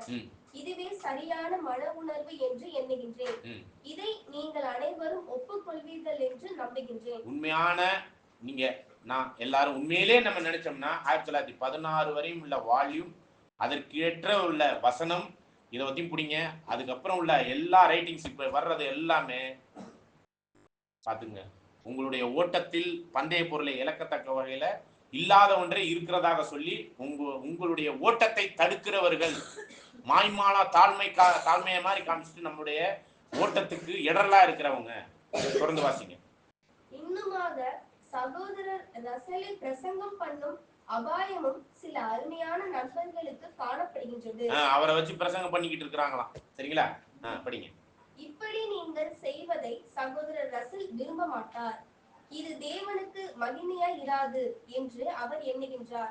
அருமையான நண்பர்களே, அதாவது அவரை பத்தி நீங்க என்ன பிரசங்கம் பண்ணாலும், நீங்க 7ஆம் தூதன் சொன்னீங்கன்னாலும் சரி, என்ன சொன்னாலும் அதை அவர் விரும்ப மாட்டார். அது தேவனுக்கு பிரியம் இல்லாத ஒரு விஷயம். அது இல்லாத எதுக்குங்க? நம்ம இருக்கிற கேரக்டர் டெவலப்மெண்ட்டுக்கு எவ்வளவு விஷயம் இருக்குது, எவ்வளவு காரியங்களுக்குள்ளாக நம்ம சத்தியத்தின் ஓட்டத்துல நம்ம பந்தய பொருளை நோக்கி ஓடணும். இந்த ஒரு வாதத்தை வைத்து அமைப்பு நீக்கம் செய்கிறார்கள். ஏன்னா இதுக்காகவே ஃபாரின் ஃபண்ட் வருது. 7ஆம் சபையின் தூதன் அவரை சொல்லு, அப்பதான் உனக்கு ஃபண்டு. இப்படிதான் நடக்குது. தொடர்ந்து வாசிங்க. அருமையான நண்பர்களே, என்னுடைய கணிப்பின்படி தேவனுடைய சுவிசேஷம் பற்றியும் அவரது திட்டம் பற்றியும் ஆராய்வதற்கு நமக்கு அதிக காரியங்கள் இருக்கின்றன. பாருங்க, தேவனுடைய திட்டம் மற்றும் சுவிசேஷம், இதற்குரிய நம்முடைய ஓட்டம், இததான் ஆராய்ச்சி பண்ணணும் ஒழிஞ்சு இதெல்லாம் தேவையே இல்லாதது. தொடர்ந்து வாசிங்க. மற்றும் அவரது புண்ணியங்களை அறிவித்திடுவதற்கான அநேக. யாருடைய புண்ணியத்தை அறிவிக்கணும்? இப்ப ரசல் பிரதர் புண்ணியத்தை அறிவிக்கணும். நம்ம பிதாவினுடைய புண்ணியங்களை அறிவிக்கத்தக்கதாய் பரிசுத்த ராஜரீக ஆசாரிய கூட்டம். இப்ப நம்ம எந்த புண்ணியத்தை அறிவிக்கணும் இருக்கிறோம்? யாருடைய புண்ணியத்தை? நம்ம அவரை உயர்த்தி கனம் செய்கிறோங்க. ஆனா அவர் இல்லாம இன்னைக்கு 7ஆம் சபையே இல்லைன்னு சொல்லக்கூடிய அந்த ஒரு தருணம் இருக்கு இல்லையா, அதுதான் இங்க தப்பாயிருச்சுன்னு சொல்ல வரும். தொடர்ந்து வாசிங்க. அவரது புண்ணியங்களை அறிவித்திடுவதற்கான அநேக வாய்ப்புகள் காணப்படுகின்றன. ஆகையால் இவ்விதத்தில் நம்முடைய நேரம் அனைத்தையும் ஈடுபடுத்தி செலவழிப்போமாக என்று மறுபடியுமாக சொல்லுகின்றேன். ஆகையால் இதற்கு அப்பாற்பட்ட அனைத்திற்கும் நாம் மிக குறைவான கவனத்தை கொடுப்போமாக என்பதே என் ஆலோசனையாகும். யாரை கனப்படுத்த வேண்டுமோ அவர்களை கனப்படுத்துவோமாக என்று வேத வாக்கியங்கள் சொல்கின்றன. மற்றும் இது யாவருக்கும் மற்றும் அனைவருக்குமே பொருந்தும். உதாரணத்திற்கு நாம் திரும்பி பார்க்கையில் நாம் மார்ட்டின் லூத்தரை பார்க்கின்றோம் மற்றும் அவர் ஒரு பிரம்மாண்டமான வேலையை செய்திருக்கின்றார் மற்றும் அவருக்காக நாம் தேவனை சோத்தரிக்கின்றோம். இதே போன்றே ஜான் வெஸ்லி அவர்களையும் குறித்து உண்மையாகவே கூறிடுவோம். தேவனுடைய ஏற்பாட்டில் அவர் காணப்பட்டார் என்பதற்காகவும் அவர் ஓர் உண்மையுள்ள மனுஷனாக இருந்திருக்கிறார் என்பதற்காகவும் நான் மகிழ்ச்சி அடைகின்றேன். இன்னும் கர்த்தருடைய ஜனங்களில் வேறு சிலரும் கடந்த காலங்களில் காணப்பட்டனர். அனைவருக்காகவும் நாம் மகிழ்ந்து களி கூறுவோமாக.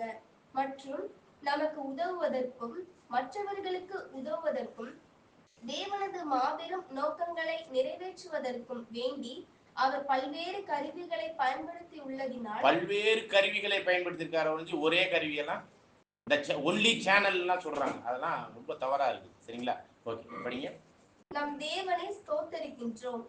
எனினும் மனிதரை தொழுது கொள்ளும் எதற்குள்ளும் போகாதிருப்போமாக. அததான் கொலோசியர் 2ஆம் அதிகாரம் 18-19 படிச்சோம். சரிங்களா? தொடர்ந்து வாசிங்க. ஏனெனில் இது கர்த்தருக்கு பிரியமற்றதாகவும் நமக்கு பாதகமாகவும் காணப்படும். அதாவது என்னை பத்தி ஆராய்ச்சி பண்ணக்கூடிய ஒரு விஷயம் என்னன்னு சொல்லிட்டாரு இந்த இடத்துல, மனுஷனை தொழுது கொள்றதா இருக்குது அப்படின்னு அந்த ரைட்டிங்ஸ்ல அவரே சொல்லிட்டாரு. சரிங்களா? ஆராய்ச்சி பண்ணாதீங்க, அது கிடைக்கல அப்படிங்கறதெல்லாம் தெளிவா இருக்குது. தொடர்ந்து வாசிங்க. 30 வருடங்களுக்கு முன்னதாக வெளிப்படுத்தின விசேஷத்தில் சபையை சித்தரிக்கும் வேத வாக்கியத்தை உங்களது கவனத்திற்கு கொண்டு வந்ததை நான் மீண்டுமாக உங்களுக்கு நினைப்பூட்டுகின்றேன். வெளிப்படுத்தின விசேஷத்தினை எழுதின யோவான் காரியங்களை பார்த்து கொண்டிருக்கையில் அவைகளை அவருக்கு காண்பித்து கொடுத்த தூதனை தொழுது கொள்ளும்படிக்கு பணிந்து விழுந்தார்.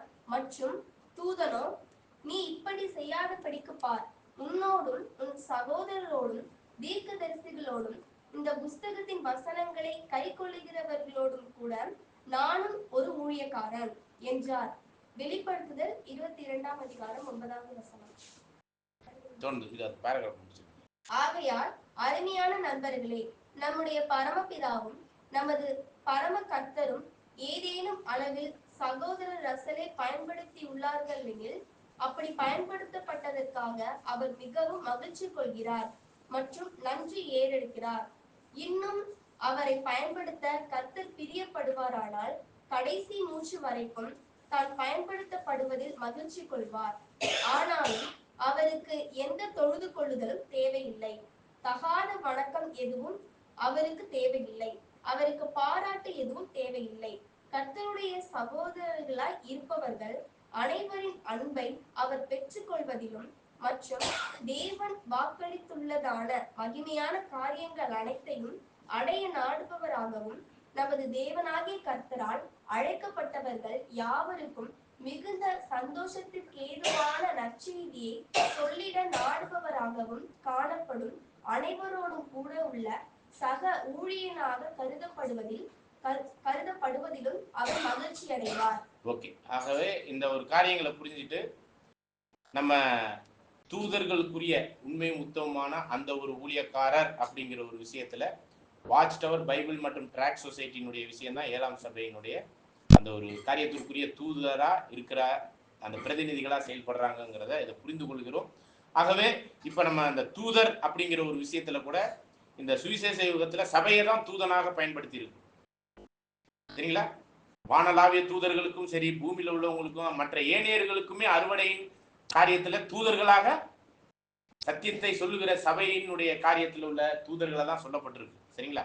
பழைய ஏற்பாட்டுல அந்த தேவ தூதர்கள் பயன்படுத்தப்பட்டிருந்திருக்கலாம். ஆனா புதிய ஏற்பாட்டு காரியத்துல சபையே இங்க நிருபமாக இருக்குது, படிக்கப்பட்டும் வாசிக்கப்பட்டும் நிருபங்களாக இருக்கிறீங்கிறதா இங்க சொல்லப்படுகிற ஒரு விஷயமாக இருக்குது.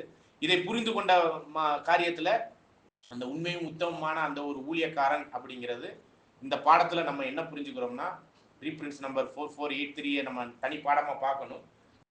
வாட்ச் டவர் பைபிள் மற்றும் ட்ராக் சொசைட்டி தான் அந்த உண்மையும் உத்தமமான அந்த ஒரு ஊழியக்காரன். அதுல முதன்மையான ஊழியக்காரராக ரசல் போன்ற சகோதரர்கள்லாம் இருந்திருக்கிறாங்க.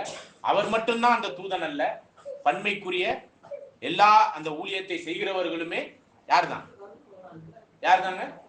தூதர்கள் எல்லாம் சேர்ந்துதான் அந்த உண்மை உத்தமமான ஊழியக்காரராகி அந்த தூதன் ஒருமையில சொல்லப்பட்டிருக்கு. இதை நம்ம வேற வேற நிறைய விஷயத்திலையும் நம்ம பார்க்கலாம். உதாரணமா கிறிஸ்து என்பவர் ஒருவரா பலர்? யார்? எத்தனை பேர்? அது அதை பத்தி சொல்றோம் இல்லையா?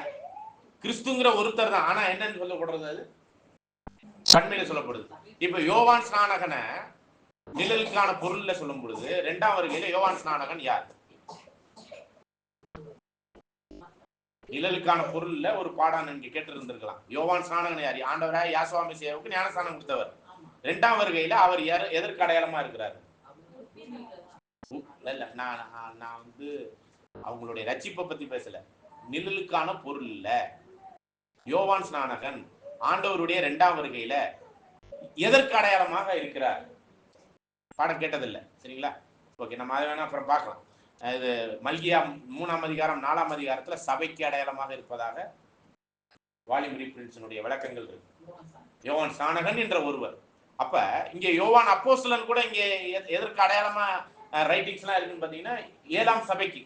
ஏன் 1ஆம் சபைக்கு கூட யோவான் அப்போஸ்தலன் வந்து அந்த ஒரு உண்மை உத்தமமான ஊழியக்காரர்களுடைய மொத்த தொகையினுடைய காரியமாக இங்க சொல்லப்படுறத நம்ம பார்க்கிறோம். அப்ப 7ஆம் சபை அப்படிங்கும்போது யோவான் அப்போஸ்தலன் கூட என்னன்னு சொல்றாங்க? சபையில் உள்ள ஒவ்வொரு நபரையுமே யோவான் அப்போஸ்தலனை அடையாளப்படுத்துறாங்க ரைட்டிங்ஸ்ல, மற்ற சத்தியத்தினுடைய புரிந்து கொள்ளுதல்ல. அப்படிங்கும்போது அந்த ஒருவர் என்று சொல்வது எல்லாமே சபைக்குரிய காரியங்கள்ல அந்த தூதர்களோ அந்த சபையோ எப்படிதான் நம்ம பார்க்கிறோம்? பன்மைக்குரிய தூதர்களாக, தேவ தூதர்களாக தான் வேதம் சொல்லுது. அப்படிங்கிறதை புரிந்து கொண்டு இந்த பாடத்துல நம்ம என்ன புரிந்து கொண்டோம்னா, அந்த ஒரு தூதன் அப்படிங்கிற ஒரு விஷயம் எல்லாம் பன்மைக்கான அடையாளங்களாக தீர்க்க தரிசனங்களாக தான் புரிந்து கொள்ளப்பட்டிருக்கு.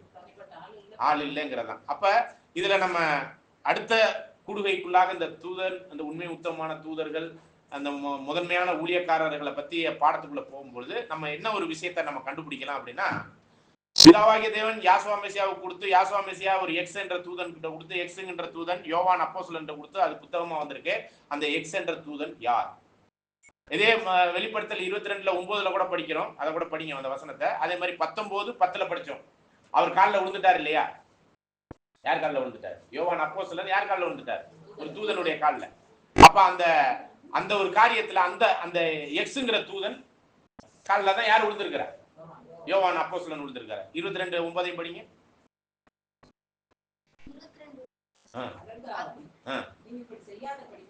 எதை இப்ப செய்யாத படிப்பாரு? அதுக்கு முன்னாடி என்ன பண்ணாரு பாருங்க.